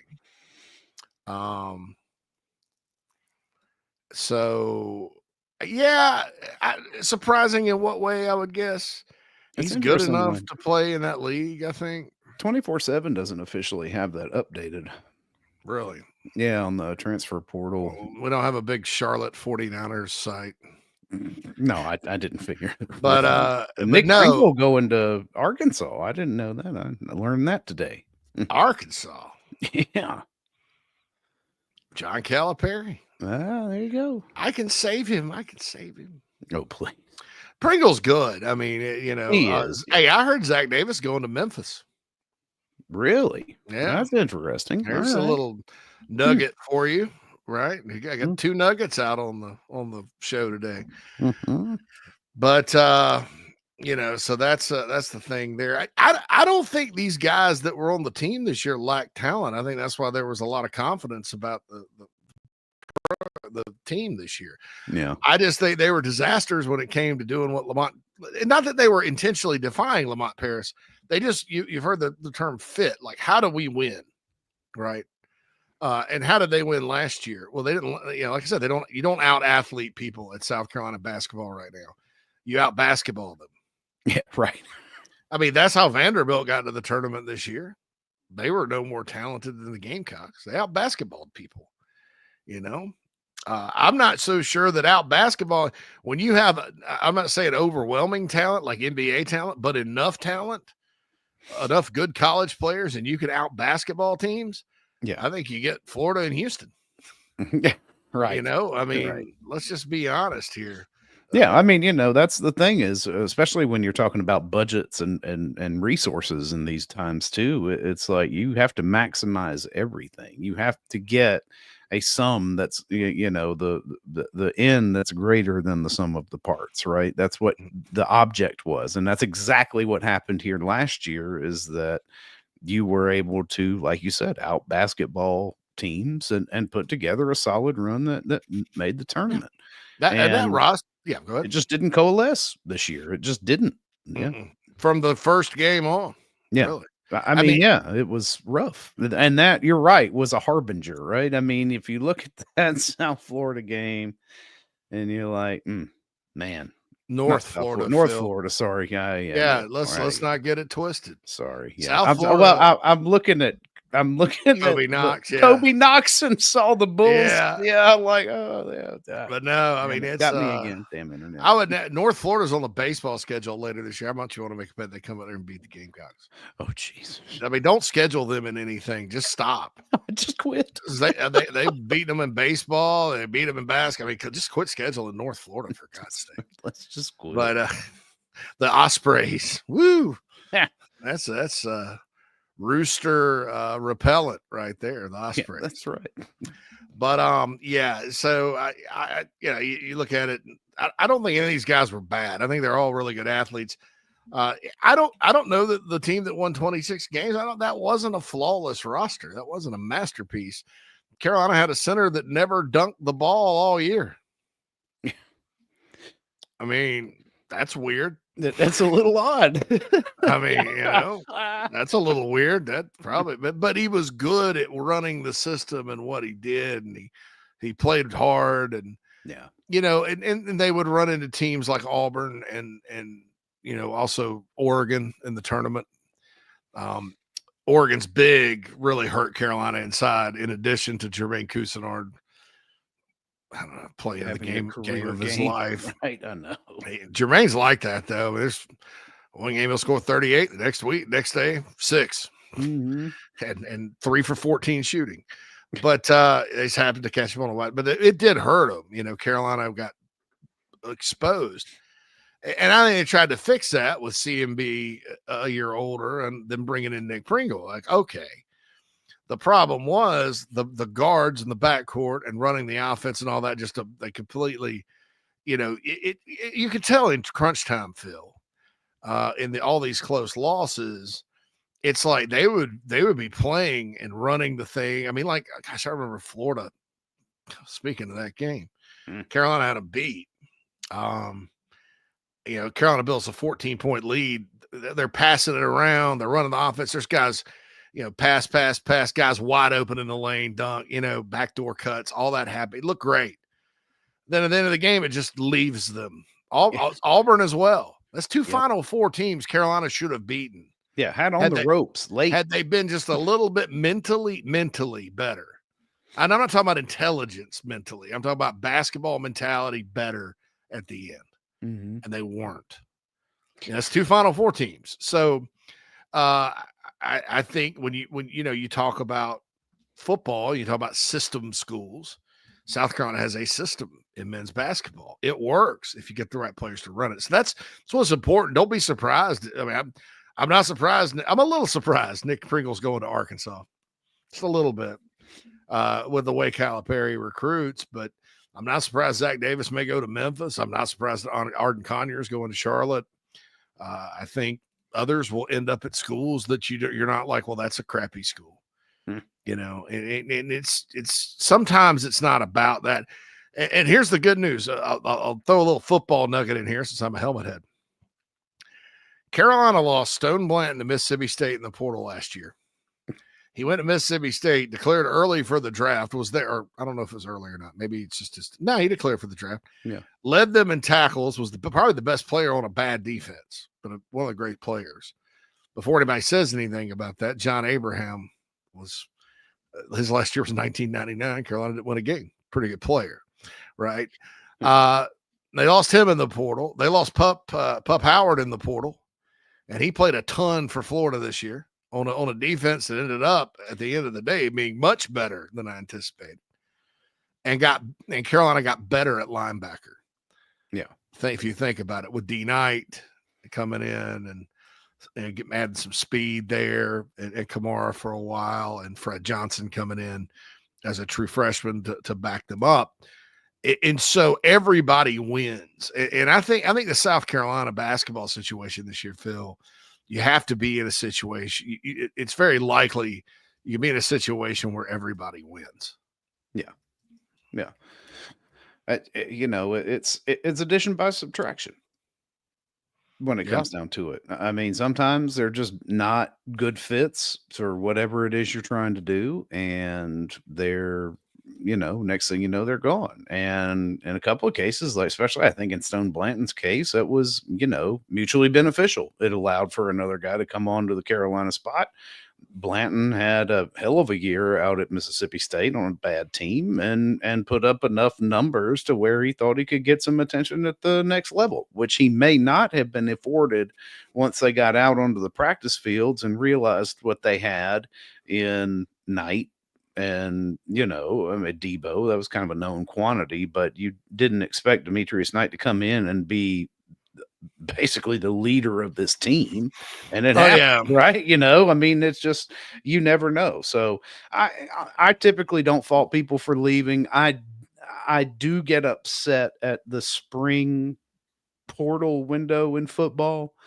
That bothers me, and I don't like seeing spring departures because, quite frankly, the reason Beamer got upset over the whole, depth chart thing is exactly why you don't bail on a team in April, in my opinion. And everybody's got a different reason for leaving, right? That's, it's not necessarily to grab a bag or get more playing time, or it might be personal. You never know what's going on, but I think that's just one opportunity that really needs to stop, is that spring portal window. Yeah, I'm with you in general, but there's two ways to look at things: the Gamecocks, yeah, and then college football at large. I agree completely with college football at large, or they need to move spring practice to the summer, right? To where it's something like that. With the Gamecocks, though, I mean, thank God you had Delvine Campbell on the roster. Yeah, I mean, and they're late in the season Missouri game, Mm-hmm. and he was late. Ventrevious Jacobs was late last year. Who else came in? There's somebody today that I was writing about. Oh, JT Gear. Mm-hmm. I think Jatius Gear. Yeah, Jatius. Yeah, Jatius came in late. He was Mhm. second portal period. And so, I wouldn't mind like a second portal window, but in the summer. Yeah. Right. Because here you are. I think it's counter to the narrative, that the NCAA has any concern whatsoever over the academic calendar. It's the one window that doesn't match at all. Yeah. Like there is no graduation in late March, but there are, semesters do end in early May, and then you get a Maymester as well before you head into summer. And at that point, your spring workouts and all of that have gone through. You've been able to have the time to actually have some conversations with guys. And then it still gives you the ability to address some late needs, which I do like. But it's not, you're not seeing guys leave in the middle of a spring practice, which is not, Wendell Gregory's departure is not the only one to have happened across the country in spring, right? I mean, him every day. Every day you see him, and there's also a lot of money. And I don't know. I haven't gotten to the bottom of why Wendell left. But when you talk about the house settlement, which is now delayed a couple of weeks, there may be a money thing wrongfully. I think. I mean, I think that's ridiculous. It's insane to leave a team in the middle of spring practice. I don't. Yeah. Hopefully there's a good reason, but it seems to me that like most that are leaving are trying to get in quick before this settlement here in a couple of weeks. The portal opens the 16th. So they're trying to get in and get things narrowed down. Who's going to give me the best deal, which will be bloated, which some school will overpay for. Right. Try because so they can front load it because schools do have cash. So that's the deal there. So I just I just don't know. I don't know. I liked Wendell Gregory. I thought he had found a home at defensive end. Everything I'd heard was he was doing well, and kind of was one of my sleepers to make an impact this year as a redshirt freshman. But I guess he felt otherwise, and I don't know what planet he would have been on to think he was a linebacker at 250 at the end of the day. But it is what it is. I think he's got a skill set, and hopefully he goes somewhere and plays well. Never heard anything bad about the kid. I think there's a lot of people and a lot of players' ears now, and it's different. Basketball, sometimes you make the right decision. I mean, like Nick Pringle, if he can go to Arkansas, make a little coin and play for a Hall of Fame coach and be part of a team, is probably going to go back to the NCAA tournament next year for sure. Go. You're probably not going to play as much as you played at Carolina, right? Because they're going to have ballers there. But heck, maybe you'll become the glue guy. Who knows? Zach Davis can go to Memphis and play for Penny Hardaway. Great. Basketball to me is a little different than football. Football, I mean, you had a tackle and a running back get butthurt over NIL and get in the portal, ended up at Memphis. Great season at Memphis, right? But man, I've been to the Liberty Bowl. They tore it down, but they used to have this old abandoned Scooby-Doo looking roller coaster out there. And you're like, yikes! Like, whoa, Scoops! Zoinks! It's the Pasty Pirate, Scoob! Oh, war, Shaggy! Let's go to the Liberty Bowl. Like Scoob, Mario Anderson just ran a touchdown. Boy, Shaggy. You got a lot of FedEx money this year. Nevertheless. FedEx money. I just...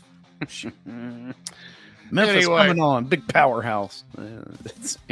Football. I mean, they're one of the better mid-major football team, group of 5 teams. Yeah. You got a good coach. They keep it rolling.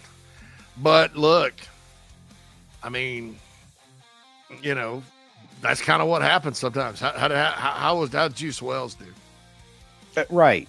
I mean, some guys like Marshawn Lloyd, Marshawn looked great running against Pac-12 defenses. It's a little tougher than the SEC, right? Jaheim Bell was part of an undefeated team that I don't know. Yeah, I know. Yeah. I had forgotten all about Jaheim Bell. Bruin chimes in. I do want to point this out. Xavier McLeod plays good. Yeah, I thought when Xavier got in the game for Georgia this year, he played well, and he was playing part of the rotation. Big athletic kid. Zoinks! Jay Cruz says in the chat box. All right, more for the Nana Sports chat box coming up. Actually going to dive into the additions. So we're talking about the subtractions for the men's basketball transfer portal. Also going to roll back into some football talk. I have some more thoughts to give like that. I'll answer all your questions. Before we get off, I want to remind you, we were supposed to have Meredith Taylor on the morning show today, but she's lucky and got a trip to the Masters. But want to tell you, if you want to get your golf game right, hit up McKellar Enterprises. She can do it virtually or in person, located right out there in the great town city of Lexington Country Club. Also, it won't golf. Go to PalmettoGolfing.com. Get your snazzy accessories for cheap. They got those handcrafted belts. You get it garnet and black with the Palmetto crescent on it. They got golf towels, flags, tees, whatever you want. PalmettoGolfing.com. It's Palmetto Golf and Belts. My friend Brandon, a proud sponsor of Inside the Gamecocks The Show, thebigspur.com, and everything else I do. So let's go, Brandon. I had to say it. I know. I didn't mean that. I love it. Brandon's my boy, but yeah, definitely.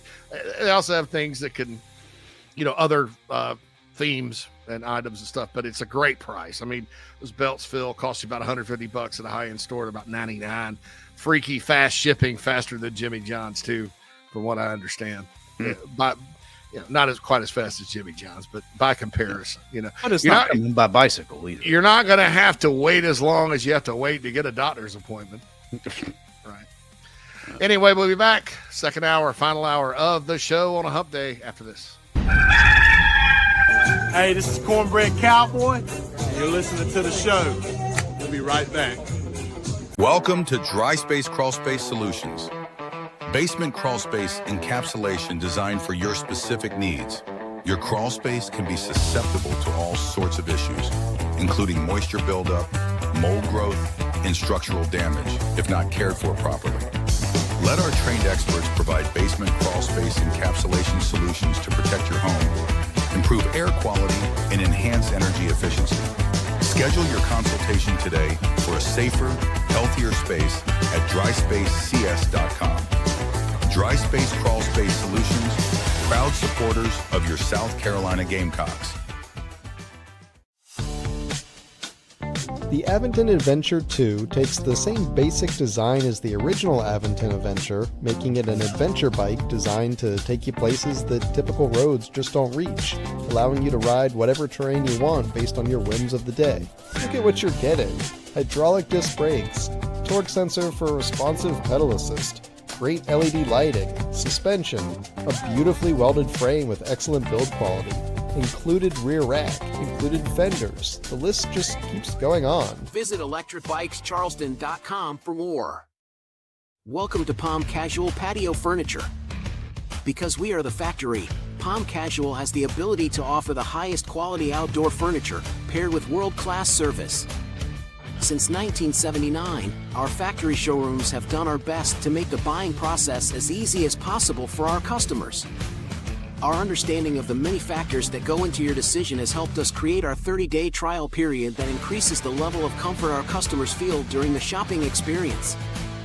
Visit us in Somerville, Mount Pleasant, Myrtle Beach, and Bluffton, and online at palmcasual.com for our products and out-of-state locations. Go Gamecocks! Welcome home.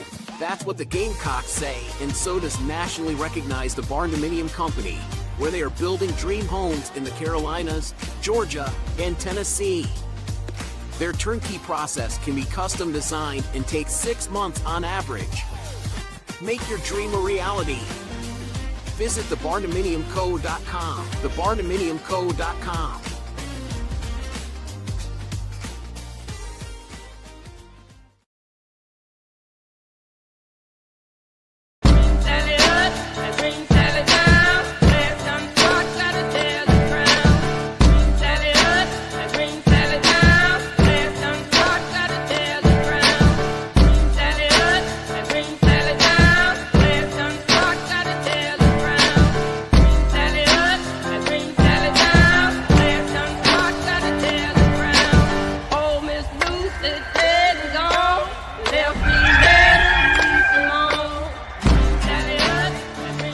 We are back. Second hour of Inside the Gamecocks The Show, kicking off right now. Taking a look at men's basketball portal arrivals.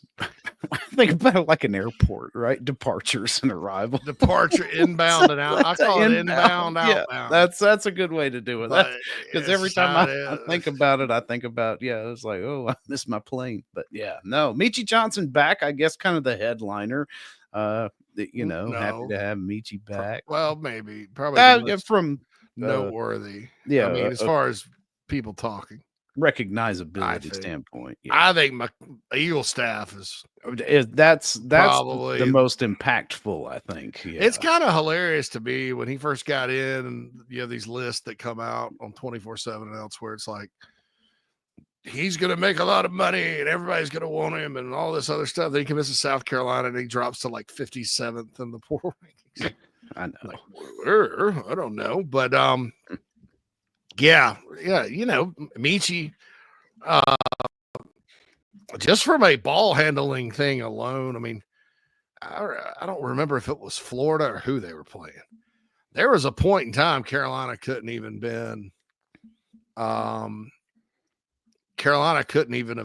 bring it up the court. They looked like a church league team. Yeah. Seriously. I mean, it was so you could have used Michi then, certainly.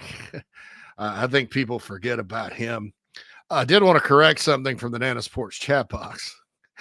But when I was talking about outbound portal guys, and Brewing goes, McLeod, it says McLeod pays good. And I thought it said McLeod plays good. And I'm like, yeah, he did, man. In the freaking Georgia, blah, blah, blah.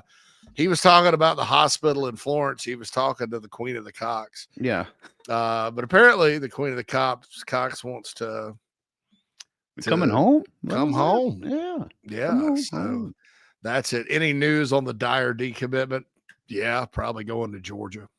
It's a Georgia kid. Georgia wanted him. Committed way early. That happens sometimes. It happens to the best programs in America. Mm-hmm. Kid will go to Alabama or Ohio State early, commit, and then they flip back to wherever, depending on who's offered, or and South Carolina benefits from that too. Cutter Woods committed to Wake Forest and then flipped. No, a lot of flips last year. More flips last year or less cycle than the cycle before. Queen, I'm in the same boat as you, looking to move back soon, and Lexington is on my radar. There's not a day that goes by the wife doesn't have a house or something out. Now, there's one house on Lake Murray. I'll just be honest, I can't afford it. If anybody wants to finance it for me, I'll gladly purchase it and have we'll promote the hell out of you on the show. It's $2.8 million on the lake. Ooh. Big, nice, fancy house. Pool with a lazy river. Gravity pool on the lake with a boat dock and crane and all that good stuff, and a pool house that's 2,000 square feet with guest house kind of thing. Wow. It's not on a huge piece of property, but I was like, I thought actually, as fancy, nice resort style houses go, I thought that was probably a pretty good price, but that popped up the other day. But yeah, we like Lexington. They're building some sort of lagoon community in Columbia, and it intrigues the hell out of me. Right. Because all I can think of is like I'm about to go back to ridiculously hot summers, yes, hot falls, and all I can think about is, man, 8-9 months out the year on weekends, it's basically a gigantic pool. Like, my butt's gonna be at the pool, dude. That's right. Be in the lagoon. Yeah, I have to get a big enough house for all the folks that don't live in that neighborhood to come visit, but at all times, like Phil. But so I was thinking about that. By the time I go back, will be a neighborhood or whatever. So we're looking to, I think one thing a lot of folks that are from South Carolina, and that leave because I've lived there. Somebody told me this one time. I was moving back from Nashville, and my buddy that I work with was like, he's like, well, I was trying to explain it to the boss. They're like people from Louisiana, South Carolina, they love their home and they want to go back. And I do, almost every day, especially when I'm dealing with the doctor. God, I got to get off that. But yeah, that's what happened with Dyer. It's just, I wish they could hold on to, because I think he's much, much better than whoever was rating him, and he's gone to camps and shown it. But it's hard to get a Gwinnett County kid away from those Bulldogs when they want him. And so that's just life, that happens. But they'll be fine at corner. I mean, I wish I had like great news on Samari Matthews. I still hear it's 50-50, but I mean, he could easily end up at Clemson. I think Gordon Sellers, the receiver from Charlotte, will. That's the other guy they're kind of going head to head for with the Tigers. And of course, Clemson's in it for Darius Gray, and I think Carolina, the offensive lineman from Virginia, I think Carolina will get him.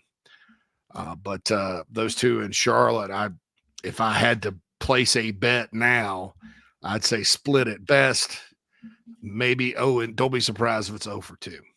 And that's a tough pill to swallow. But you know what? It's tough because you go up against those guys so infrequently. Like, it's not like it used to be, man. Back in the day when Lou Holtz was at Carolina and Tommy Bowden was at Clemson, the top 6, 7, 8 guys in state that wanted to stay in state, because back then kids were still going to Tennessee and Florida State and other places. There were a bunch of head-to-heads. I mean, bragging rights on signing day were, no matter who won the game, and Clemson was winning it frequently at the time for some reason. You go back and have kind of the second Clemson Carolina battle, and so there were a lot of infamous stories. But now they still don't do much in state. I mean, there's a few guys they're in on, but just understand where they're at as a program, and they're gearing up to have another cycle up year this year, at least according to the experts and Clemson folks I talked to. You can't just erase national championships and playoff appearances with 2 wins in a series. Carolina has to get their share. You don't want to lose every single battle to them, but you're going to lose some, and I'm just preparing you for that. That's just life. But it doesn't mean, that those 3 players or whatever are going to come back and bite you. Right. I mean, I was talking about meltdowns earlier, and I'll stay. I still think there'll be 5 more meltdowns between now and the football season. One of the more notorious, the 2 most notorious recruiting meltdowns ever in the history of the BigSpur.com that I can recall were Matt Rowland, who in a twist of irony, he was a linebacker from Ashburn, Virginia, top 100 guy, big kid, 6'3.5", 240. He was committed for a long, long time. I think it was 2014 class. 2013 class. And, committed guy, whatever, big time linebacker, and Carolina really didn't sign a ton of blue chip linebackers during the Spurrier era. They had a lot of good players. Shaq Wilson, Rodney Polk was a heck of those 2 JUCOs, Dickerson and Strawder that started in 2010. Jasper Brinkley was a big time JUCO guy, but kind of got him and his brother at the same time. It wasn't like they were killing it in recruiting on paper. They got enough to play well. Well, Matt Rowland comes along, and boy, that's a Virginia kid, out of state, had an offer list a mile long, blah, blah, blah, blah. It was the 13 class because I remember now because I have, I'll tell you what, Drew Hughes, who ended up at South Carolina as the personnel director under Muschamp, told a buddy of mine. He was at Florida at the time. Well, Florida flipped him. Muschamp did the whole silent flipping that he was really good at. Yeah. And he's got a flip. He got a flipper. And oh my God, you would have thought the world ended on the BigSpur.com. There was this 300 post long. I can't believe this. He flipped, blah, blah. And a buddy of mine was like, well, why did he flip? And Drew Hughes was like, well, 44-11. That's why he flipped. Because Carolina had lost 44-11 to the Gators. The next year was Muschamp's final year. The 2 years later, he was fired. But Florida had a lot of momentum, and so he went to Florida. So they scramble, and late in the process, they do some flipping of their own, and they flip a linebacker from Rutgers, low 4-star guy, South Florida kid. His name is Sky Moore. Matt Rowland goes Matt Rowland goes to Florida and unfortunately the kid got injured. He just never did much because of his health. Sky Moore comes to Carolina and intercepts a bunch of passes and helps Carolina win a bunch of games. I mean, Carolina doesn't beat North Carolina in 2015 if it weren't for Sky. It was a great player at South Carolina. But that meltdown over Matt Rowland, I remember it. I mean, good Lord, unbelievable. The second one, and this kind of circles back on my point about Clemson, was Xavier Thomas.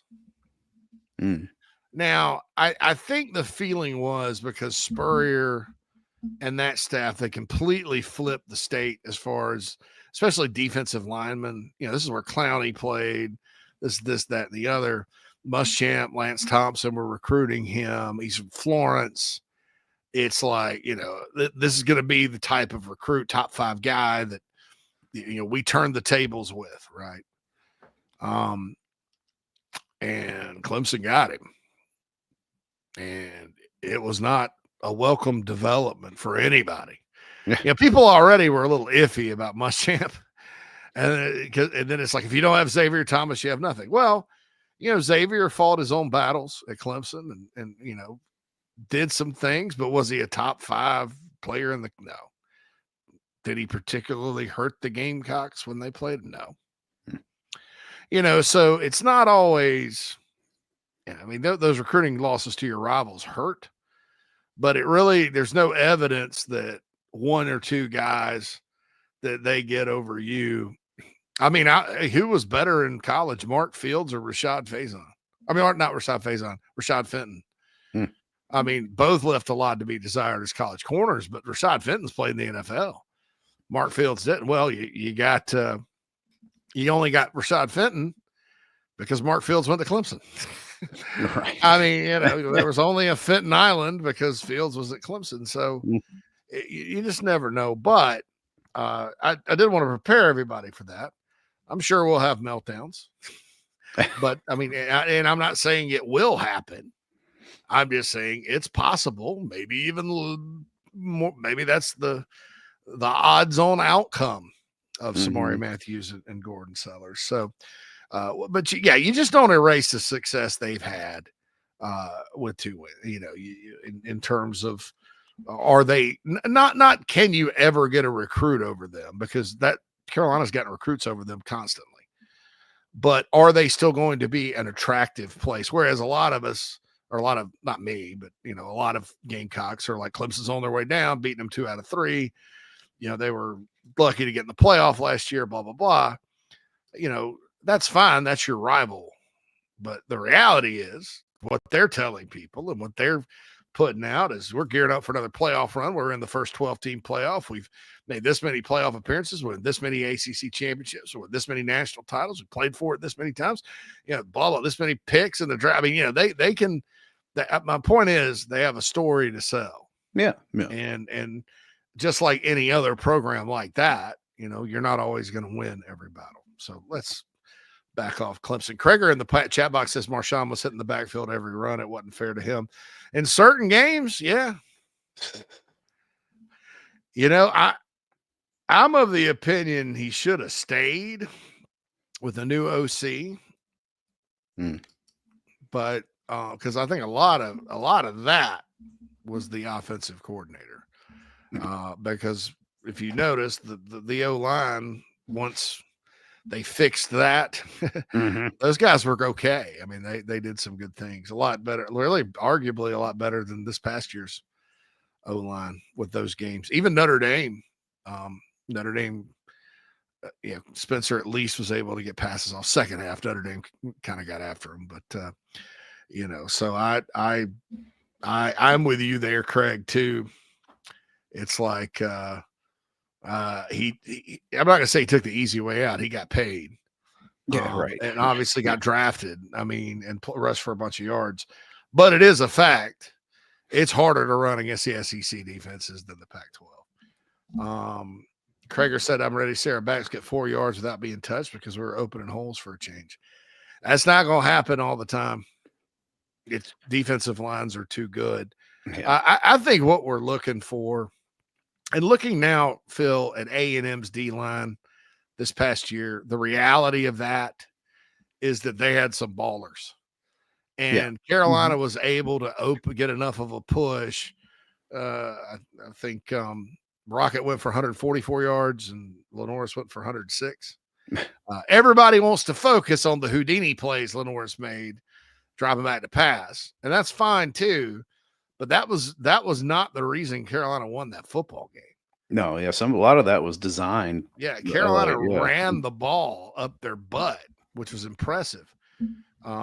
And that's what kind of frustrated me about the O-line in general is they made a lot of progress. And even Missouri, they pass protected well. And Clemson, I'll say this, they held their blocks long enough, right? Clemson was loading everything up, blitzing, whatever.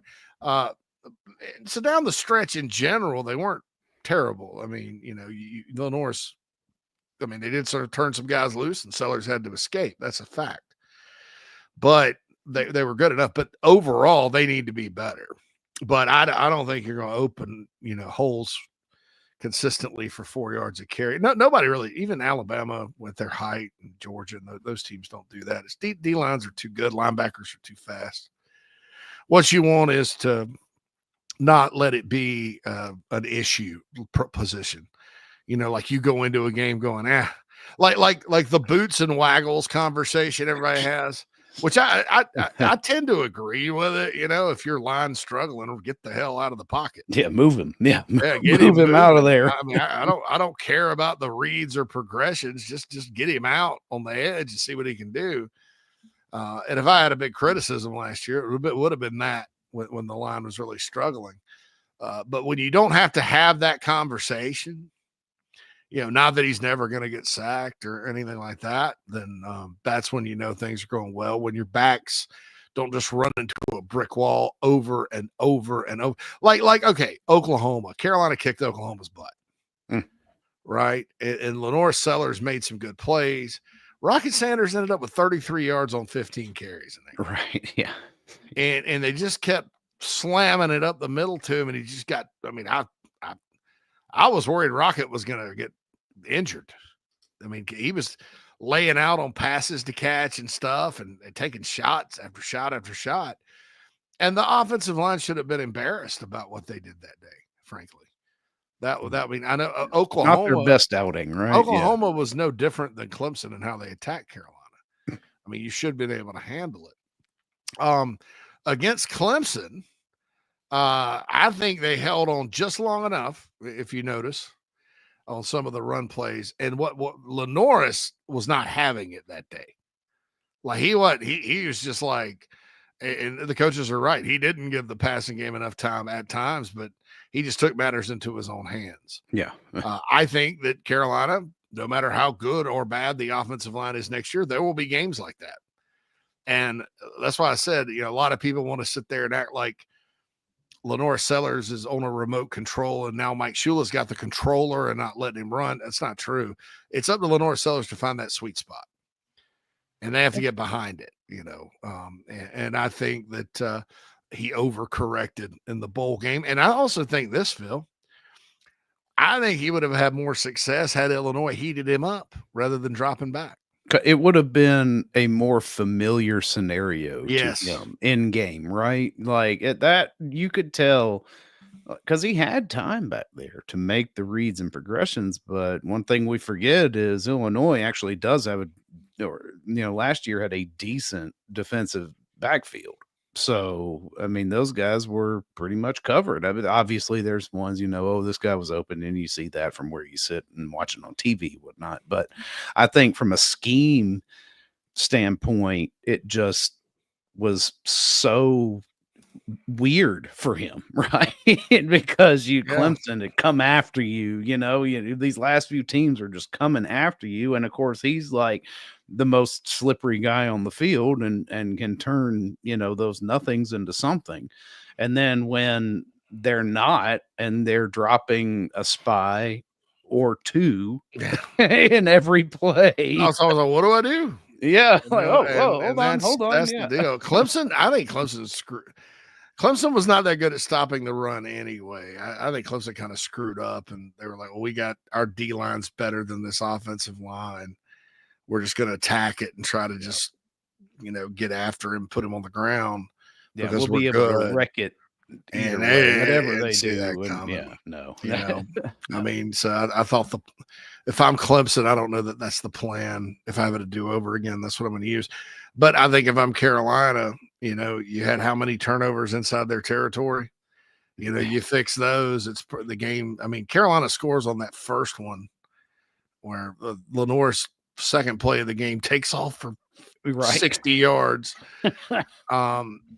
You score on that first drive, you've got a lot of momentum and doubt kind of starts to creep in.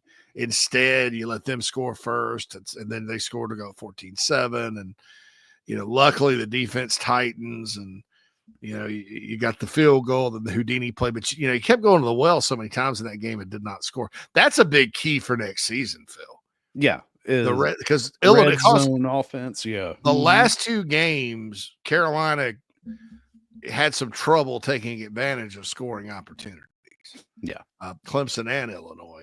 It only scored 17 in both those games. It's a team that scored more. So that's the deal there. Bruin on Xavier Thomas. You can thank IMG and a former governor for that one. Ooh, Krager, Nana Sports chat box. We are swimming with the big sharks now in recruiting. It's tough, but we won a lot of battles under Beamer. Yeah, I know. And as long as South Carolina has that in-state talent base and does well in the portal, it's not as damaging.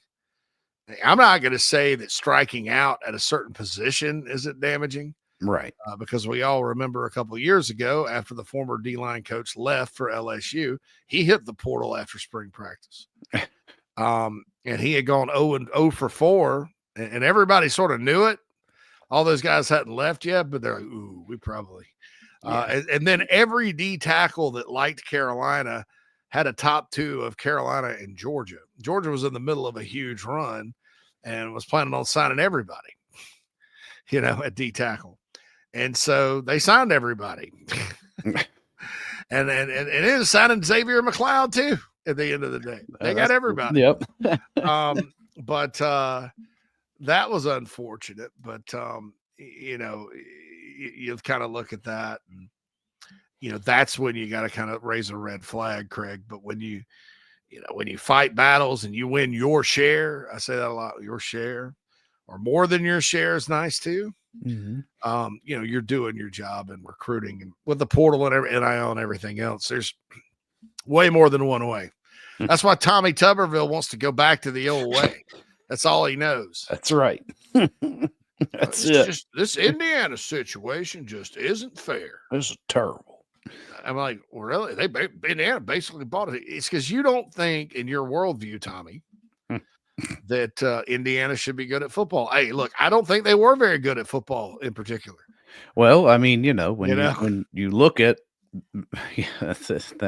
it's an arguable point and one that you can really have some solid footing on. And that when you say, well, you basically took the majority of a group of 5 roster and ran roughshod over the middle of the Big Ten to get to 10-2 when you lost your 2 toughest games.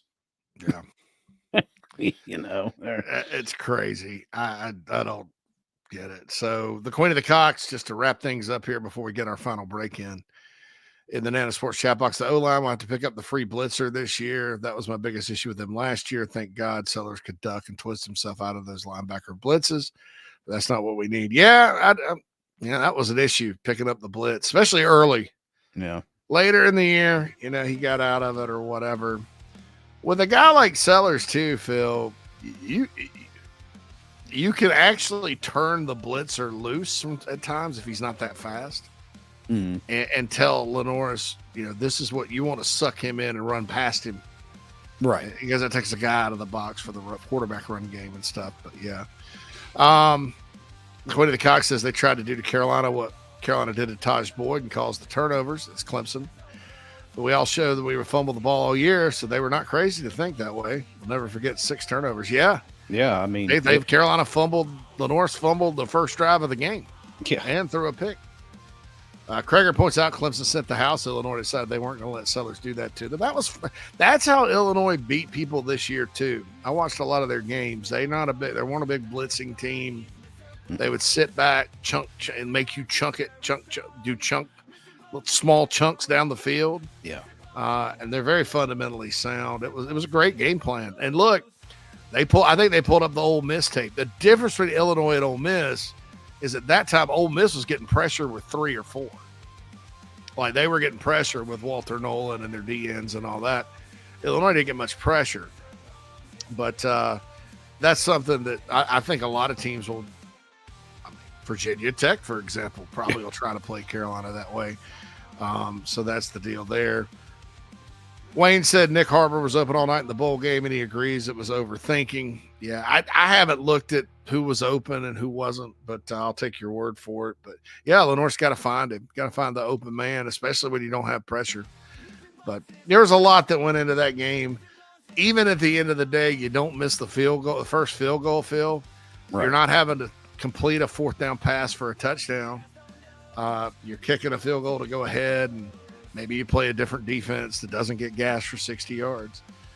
Illinois may have driven down the field, kicked it, and won. I mean, for sure, but at least you're playing with the lead. And then, of course, all the times they didn't finish. That's an issue. That's an issue. I mean, you can't. It's so precious when you get down there, man. You can't screw around and come out with no points. They did okay with that this year, but red zone offense, which Beamer said, well, they were 2-minute, not red zone last week. So yeah, red zone offense is going to be interesting this year. Mm-hmm. What else is interesting? Gamecock Traditions. We love Gamecock Traditions, home of the original beat sticker. GamecockTraditions.com. Please follow them on social media, especially their Instagram and X account. The X account's hopping. It's like it's a sale. You know, they're going to market their product. They got a lot of good Gamecock takes, a lot of good stuff on that X account. Gamecock Traditions, GamecockTraditions.com is where you can go shop. Also, if you're in town, Village at Sand Hills or out in Lexington, speaking of Lexington, Queen also says his wife's from Kentucky, but he told her about Lexington, South Carolina, and the prices are nice on the houses. Absolutely. Compared to other places, they're doing it. I got some population growth statistics I wrote down for the show too, Phil. Oh, great state of South Carolina. I promise everybody, got sidetracked on football, the pigskin. Got to talk basketball when we get back on the show after this. Oh, man, the building is on fire. Emergencies and accidents happen. When you're in the middle of a fire or water event, all you want is for things to return to normal as soon as possible. Resto Pros of the Midlands is with you, guiding you through the process and working with you to get your home or office back in working order. They'll answer your questions, discuss procedures, and can act as your advocate when it comes to processing your insurance claim. Resto Pros Midlands SC.com. Open 24/7 when you need them. Quality that is guaranteed. Happy New Year from the Barndominium Company, where they are building dream homes in the Carolinas, Georgia, and Tennessee. Their turnkey process can be custom designed and takes 6 months on average. Make your dream a reality. Visit thebarndominiumco.com. Thebarndominiumco.com. Gamecock owned and operated.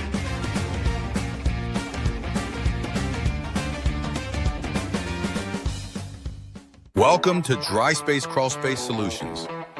Basement crawl space encapsulation designed for your specific needs. Your crawl space can be susceptible to all sorts of issues, including moisture buildup, mold growth, and structural damage if not cared for properly. Let our trained experts provide basement crawl space encapsulation solutions to protect your home, improve air quality, and enhance energy efficiency. Schedule your consultation today for a safer, healthier space at dryspacecs.com. Dry Space Crawl Space Solutions, proud supporters of your South Carolina Gamecocks.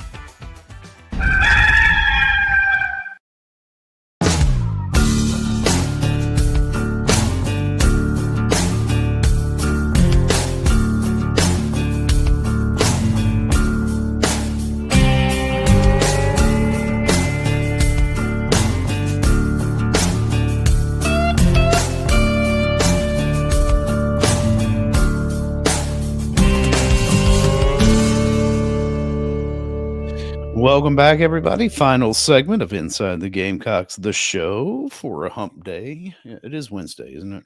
Yes. It is, Yeah, Phil. okay, I thought good. it was Tuesday this morning. I for some reason, keep thinking it's Thursday, which is not good. I have 107.5 with my boy Bill Gunner on Tuesdays, and so I should have known that. And then Thursdays I have Tuscaloosa and Nashville radio with Wimp and Barry in the morning, and then Bill King, and then I get on with everybody. Lots of talking on Thursday. So Wednesday feels more like Friday, where it's just work and do that stuff. So anyway, I did want to read this. This came across during the break, and look, Gamecock fans, don't. There's a lot of panic over these types of things. Don't worry about it. JT Toppin of Texas Tech is going to be paid $4 million in NIL earnings at Texas Tech next season. A source tells CBS Sports Matt Norlander. Wow. The latest, biggest piece of evidence reflects how invested Texas Tech is in basketball and a positive development for the sport to retain a player as great as Toppin. Now, first and foremost, I disagree with Matt Norlander. This is not good for the sport because this money is a unicorn, or probably not a unicorn. A unicorn's fake. It's real money. These are real dollars they're paying out. It is all right. The end of Point Break. It's a 100-year storm. That's right. Yeah, it's a 100-year storm. It really is. Like it's and here's the thing. Like, what's funny to me at least, and maybe this is because I consider Carolina more football school than basketball is. I wonder if there's anybody on that football roster, or how many players would you have to combine on that football roster to equal a $4 million NIL payout? Of Carolina's current roster? Or? No, on Texas Tech's roster. well, here's the thing. First and foremost, Texas Tech is one of those. They have one guy. Everybody that worries about the Yellowwood guy at Auburn or the or whoever, Bobby Louder, all the Uber boosters that have businesses, that those guys pay. These guys, Texas Tech has like a Mark Cuban type of guy, like a tech bro that sold his company for billions recently, right? And has money to burn. Right now, they're spending it. They have a window. They had a good portal football class too, but they can. And here's why: as long as the house settlement's not settled, is you front load the crap out of everything. Yeah. And collectives are spending it, donors are giving it. It's a race. And so people are like, well, what if the house settlement doesn't get approved? Or what if they do away with the clearinghouse, just go right back to the same thing? The money that would have been spent down the road is being spent. So there's going to be some serious fundraising. I don't know if that's going to keep the tech bro from Texas Tech from funding everything. Yeah. I do think the prices are like what they're paying these guys going to come down. I think it's kind of stupid, to be honest. I'm like, why? So you're that concerned about winning 7 games next year on the football field because you won 4 last year, right? At school, wherever you're paying an average receiver $900,000 to come play. I hope you make it to the Mayo Bowl. Enjoy that mayonnaise bath. Enjoy your mayo bath. And then in basketball is just outrageous. Yeah, it's insane. These guys couldn't make this much money if they went overseas and played. No, I mean, he's not making $4 million if he'd have declared for the draft. I think also, yeah, no doubt. Also because the house settlement is coming right now on the tail end of basketball season, the middle of basketball portal season. It's fresh on everybody's mind. So it's like, oh my God. Yeah. And with the upstart SEC, after what they've done, and everybody has this perception of the SEC as being a bottomless money pit when it comes to college athletics. It's like, oh God, we got to spend it. I'm going to say this. The people that sit there and think the SEC basketball rosters, top to bottom, spent like 8 figures each, are wrong. Right. I found out from someone who would know over the weekend, Monday. It's been since we've spoken last. Texas A&M only spent $2.5 million on their roster last year in men's basketball. Or sorry, 2.8, which was so Texas A&M, Oklahoma, LSU, South Carolina were the only ones below 4. Florida was at 4. Yeah, I was going to say, in Florida was like middle of the pack. They weren't anywhere near the top of spending. Your Arkansas and Kentucky were up there. Arkansas, part of it was to get Cal in the door. Yeah, that number was 4 million when it was first reported. It's ballooned to 7 for some reason. And every Arkansas fan and everybody that loves Arkansas football is griping up a storm. Yeah. about football NIL. So pick your poison. But this Texas Tech thing, I wouldn't. I mean, like that is one guy, and he's probably not going to run out of money. So maybe, Texas Tech, they're maybe up and coming. Phil, I don't mind them. I've never met a bunch of Tech. South Carolina, Texas Tech met in the NCAA tournament one year when McGuire was here. Carolina won. And Jim Carlin, who coached George Rogers, was at Texas Tech when Carolina hired him from Lubbock. To come out. I don't know if there's any other connections with Carolina and Texas Tech or not. I know they played him in Frank's team right after the Final Four, played him in Columbia in the Big 12 SEC Challenge and lost to a good team. They've been good at basketball for a while. Yeah. No matter who the coach has been, Bobby Knight, whoever. Tubby Smith was there for a minute and they fired him. Yeah, and I mean, and now's the time to go all in if you're a fringe top Big 12 school, because there's a vacuum there. There's a power vacuum in the Big 12 with Kansas kind of not being Kansas over the past couple of years. So, I mean, yeah, go for it. But you're going to have a lot to answer for if it doesn't pay off, right? I mean, and maybe not necessarily quite so much at Texas Tech, because, I mean, they were tournament team this year, won, I think, Sweet 16? Yeah, that's right. Yeah, should have beat who Florida. Oh, yeah, it was Florida. That's right. Oh, excuse me. I'm allergic. I said Florida. I'm allergic to excellence. No. But look, yeah, it's it's crazy. Everything is being front loaded. But here's the thing: if the clearinghouse does go through, the other side of that is, okay, let's say the clearinghouse does go through. Some of these players are going to be working so hard on making that kind of money legitimately that you're like, when are you practicing? It's like, not I'm not going to want to see your face all over every local ad on the TV. Dude, I don't think you can get there. I don't think and people don't get it. All they see is the numbers and what's on the Twitter sphere, and all that's largely pushed by agents and then the media. Just like Norlander saying that was good. This is good for No, it's not good for basketball. No, because guess what? It's going away next year, and it's going away regardless. To anybody, let's say the clearinghouse in there, we have unlimited. Well, yeah, so Oregon's going to pay through the nose. Crypto or Tech Bro at Texas Tech's going to get them to 9-3, maybe to the playoff, maybe. Yeah. The problem with Texas Tech is where it's at. It's in Lubbock. That's Northwest Texas.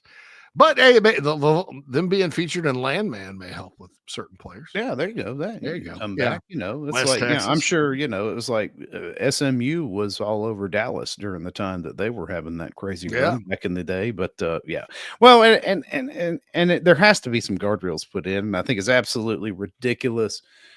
Like I was reading, some stuff coming out of the testimony and witnesses with the House settlement hearings and the Livy Dunn thing. Dude, I was about to insane. Say, I'm like, listen, Livy, there's something you have, and you have tapped into it very wisely, I might add, but that not very many people are going to be able to do. Right? It's the let's just be honest. It's ridiculous. And you're in a sport. Nobody. I mean, gymnastics kind of has a niche audience around the SEC because a lot of Carolina doesn't have gymnastics, but a lot of schools do, and they'll pack it out and get into the old gymnastics meet, right? It's like equestrian. Yeah. But I'm sorry. I mean, you don't have a leg to stand on. No. I mean, you've made more than everybody. Her valuation in NIL's through the roof. The whole country knows she dates Paul Skeens. Yeah. Who's a Major League Baseball. Right. She's basically a celebrity. Yeah. That's like some of these celebrities that come in and they go before Congress to talk about a political issue, and it doesn't affect their lives whatsoever. Yeah, you're an internet celebrity who happens to be a gymnast, which supports your internet stardom because you happen to take aesthetically pleasing photos and right. Which is fine. This is America. And that's the whole point of NIL. You should be able to do that. You want to get the wrestling team at a school to produce a calendar for middle-aged women where they all pose as firemen without shirts on. Great. Right. Sell the crap out of it. Make you some coin. Players have camps and sell t-shirts and whatever. That's what it is. And that all will be approved. Right. It's this $4 million thing. There's nothing that guy can do, Toppin, besides play basketball for Texas Tech and win. That's worth $4 million. Right. There's nothing. I mean, it's nothing. No. And so, but on the other hand, like if you find out that Cooper Flagg got $4 million from AT&T to be in those commercials, right? Makes perfect sense, and I don't know how much he got for that. It probably wasn't $4 million because that not necessarily a good expenditure for probably AT&T. Well north of six figures for. But I would imagine so. But that is a little different than if you have a massive social media following, and I'm not trying to downplay the fact that she hasn't had to work to build that, right? But, it's she owns that, and that is an asset for her for the rest of her life. Right. Why is she trying to get money from LSU? Yeah. What is it that you're trying to squeeze out of your university because you have done I'd kick her off the team. Yeah. I'd be bold, dude. I'd be like, you're gone. You're gone. Yeah. Get out. Yeah. How about You're a no? distraction? Yeah. How about You're a distraction. You're a distraction. I mean, yeah.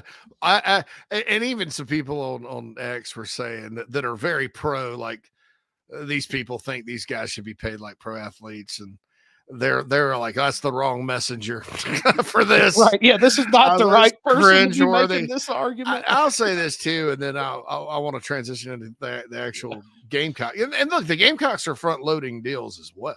Yeah. Just because you want to get in under that cap and have some flexibility, and if you use it or lose it is kind of what they're saying. But Gamecocks also have backup plans, and Donati and his crew have been working about preparing for all contingencies with this. So I think Carolina will be in good shape regardless of what happens. But because in basketball they're spending well north. Like, so the average SEC basketball rev share, Phil, 3.1 million, is ranked last among football Power 5 or Power 6 conferences. Last. Not surprised. Now everybody else is higher. ACC, Big East is the highest at about 6.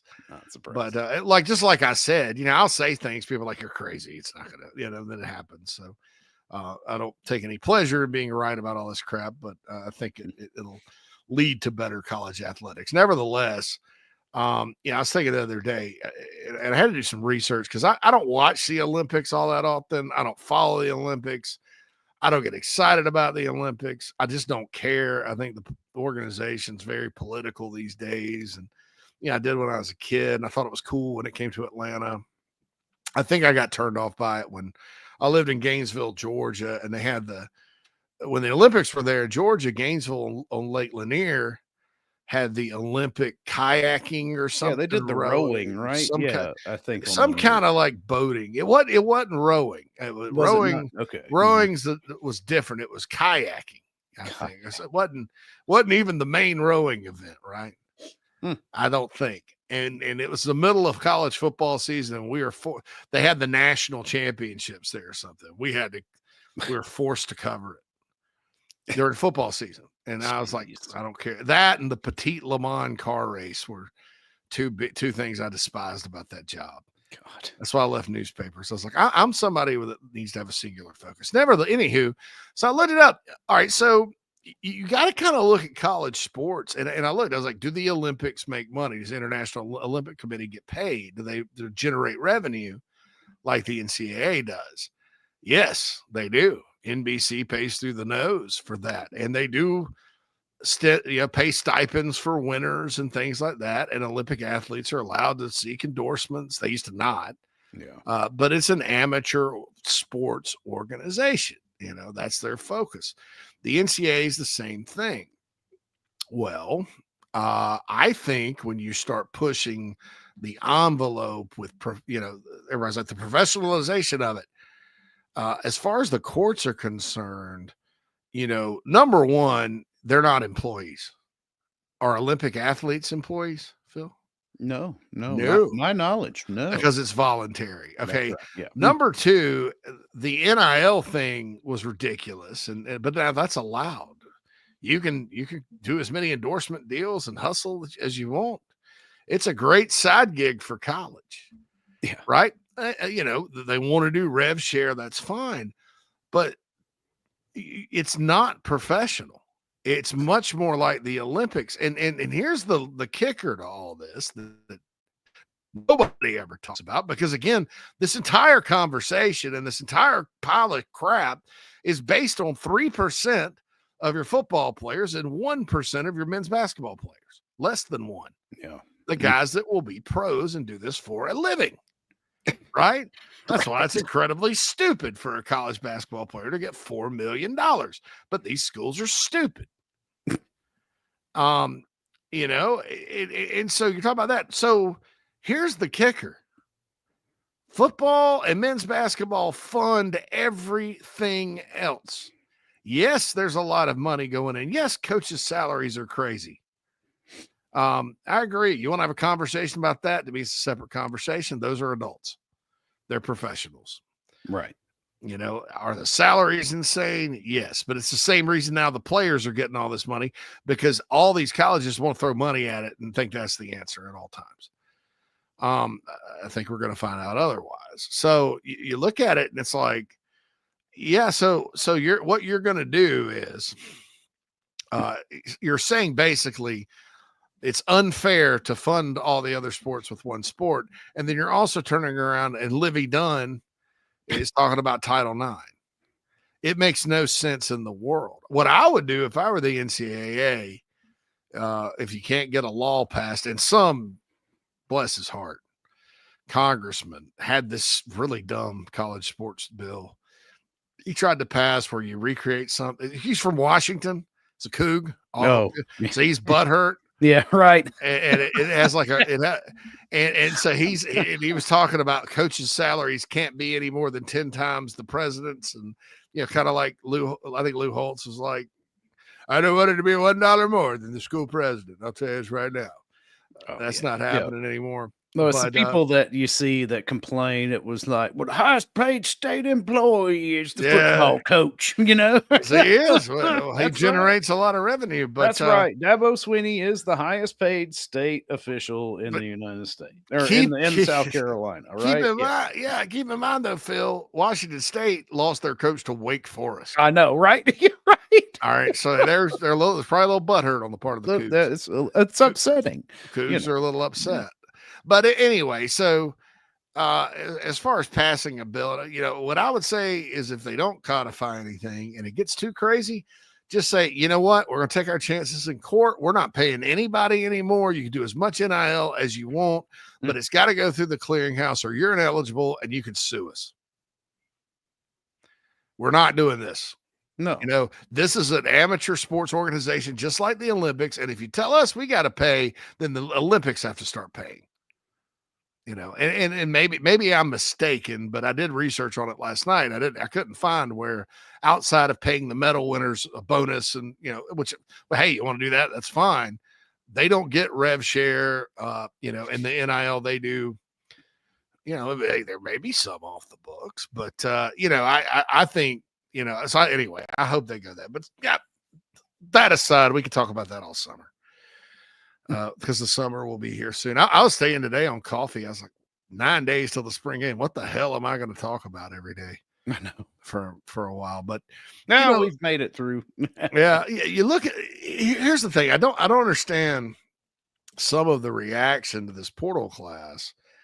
I think right now with the 4 guys they got, it's good. And there's been some people that Crease to Sondico, people trash him, Kobe Knox. I don't understand why. And I'll say this, they trash Michi too. I don't understand why. Number one, in basketball, not every player is a super. You're not putting together the dream team. I've said that. Right. And if you are, you're probably not getting past the Sweet 16 like John Calipari and Nick Pringle next year. That's right. But that's not how you win in this. Yeah. That's A. B. Kobe Knox, his brother's in the NBA. This guy really has gotten a whole lot better every year he's played. His last game at South Florida, he went for 15 and 9. He shoots 30-something% from outside. Great defender and great rebounder at 6'5", at a 6'5" wing. Do you really think that guy's going to be a bust? No. How about no? Yeah. Compared to, because here you have to compare it to what you just saw, right? Yeah. I mean, that's the other thing. It's the fair way to look at it, and it sucks for the guys that had a bad season. But did you get better?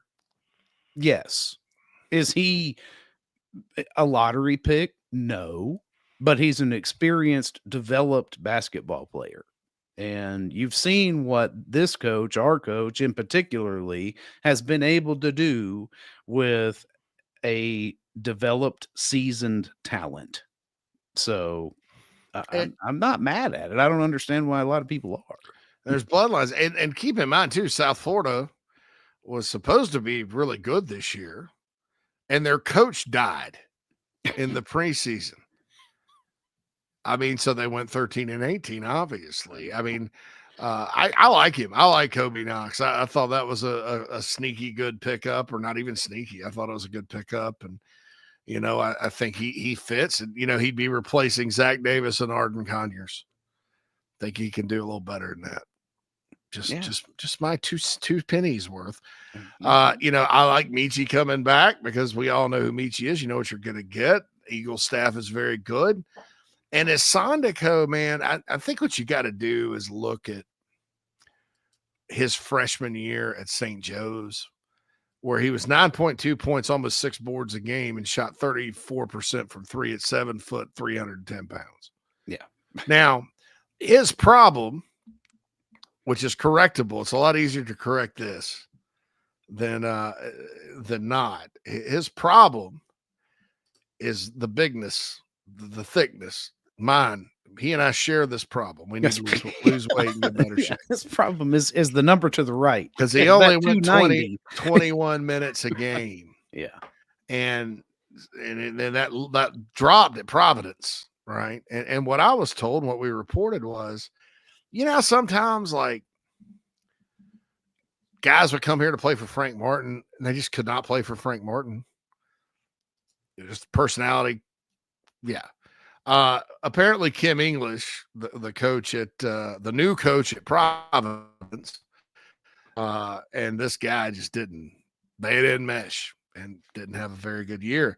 But when you watch him on film, Phil, yeah, he shoots it well for a big guy. He's what I love about Asonico is his passing ability.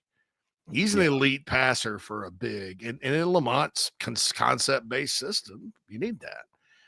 I mean, think about the games. I don't remember which one exactly it was, but it was one Carolina Blue at the end, maybe Florida, where Colin Murray Boyles had like 6 assists. Right. You know, that's the kind of guy you need, I think. So I like this 4-man class. Now, do I think they can, like if Colin doesn't come back and can they just kind of kick their feet up and roll with just these guys? No. And the freshmen? No, that's not gonna. Oh, that's gonna make a lot of y'all upset. There is one guy, and I'll talk about this guy, and then I know we got to get off. Elijah Strong, I think is his name. He's Boston College kid. Is that the point guard? No. He's a forward. Yeah. Bigger guy. He's almost 240. Big, strong kid from Charlotte, where BJ Mack's from, Myers Park High School. Started a bunch last year for them. He's got a crystal ball from Travis Barnum, and one of our basketball guys at 24/7 Sports. Went for 25 on November 15th against Temple this year. You know, I as far as a guy that's maybe more of a role player, I like him. He can shoot the three, 36%. Has to get better at shooting. Good rebounder, but really some of the field goal stat lines, like at Cal, 4 for 10. He had no business taking 10 shots. I mean, you're a 40-something% shooter. You don't need, there's 2 for 6, 2 for 6, 2 for 4, 3 for 6, 6 for 14. That tells me this cat's taking out too many outside shots, not 3-pointers necessarily, but for a 7th, 8th guy and a forward, because you just lost Federico, you can do a lot worse. Yeah. So I like it. I think there's work to be done. I still would love to see a point guard pop up, but we'll see what happens with that. All right, Phil, thanks to everybody in the Nana Sports chat box. Thanks for not getting on a YouTube chat and saying lies about me, to all of you that didn't. 99.999% of you that did not. To the rest of you, there's something you can eat. Pile of something and a something. Yeah, there's lots of things. We'd be happy to feed you. Anyway, by the way, percentage-wise, the top growing metropolitan MSA in South Carolina is Myrtle Beach. Number 2 is Spartanburg. I can see that.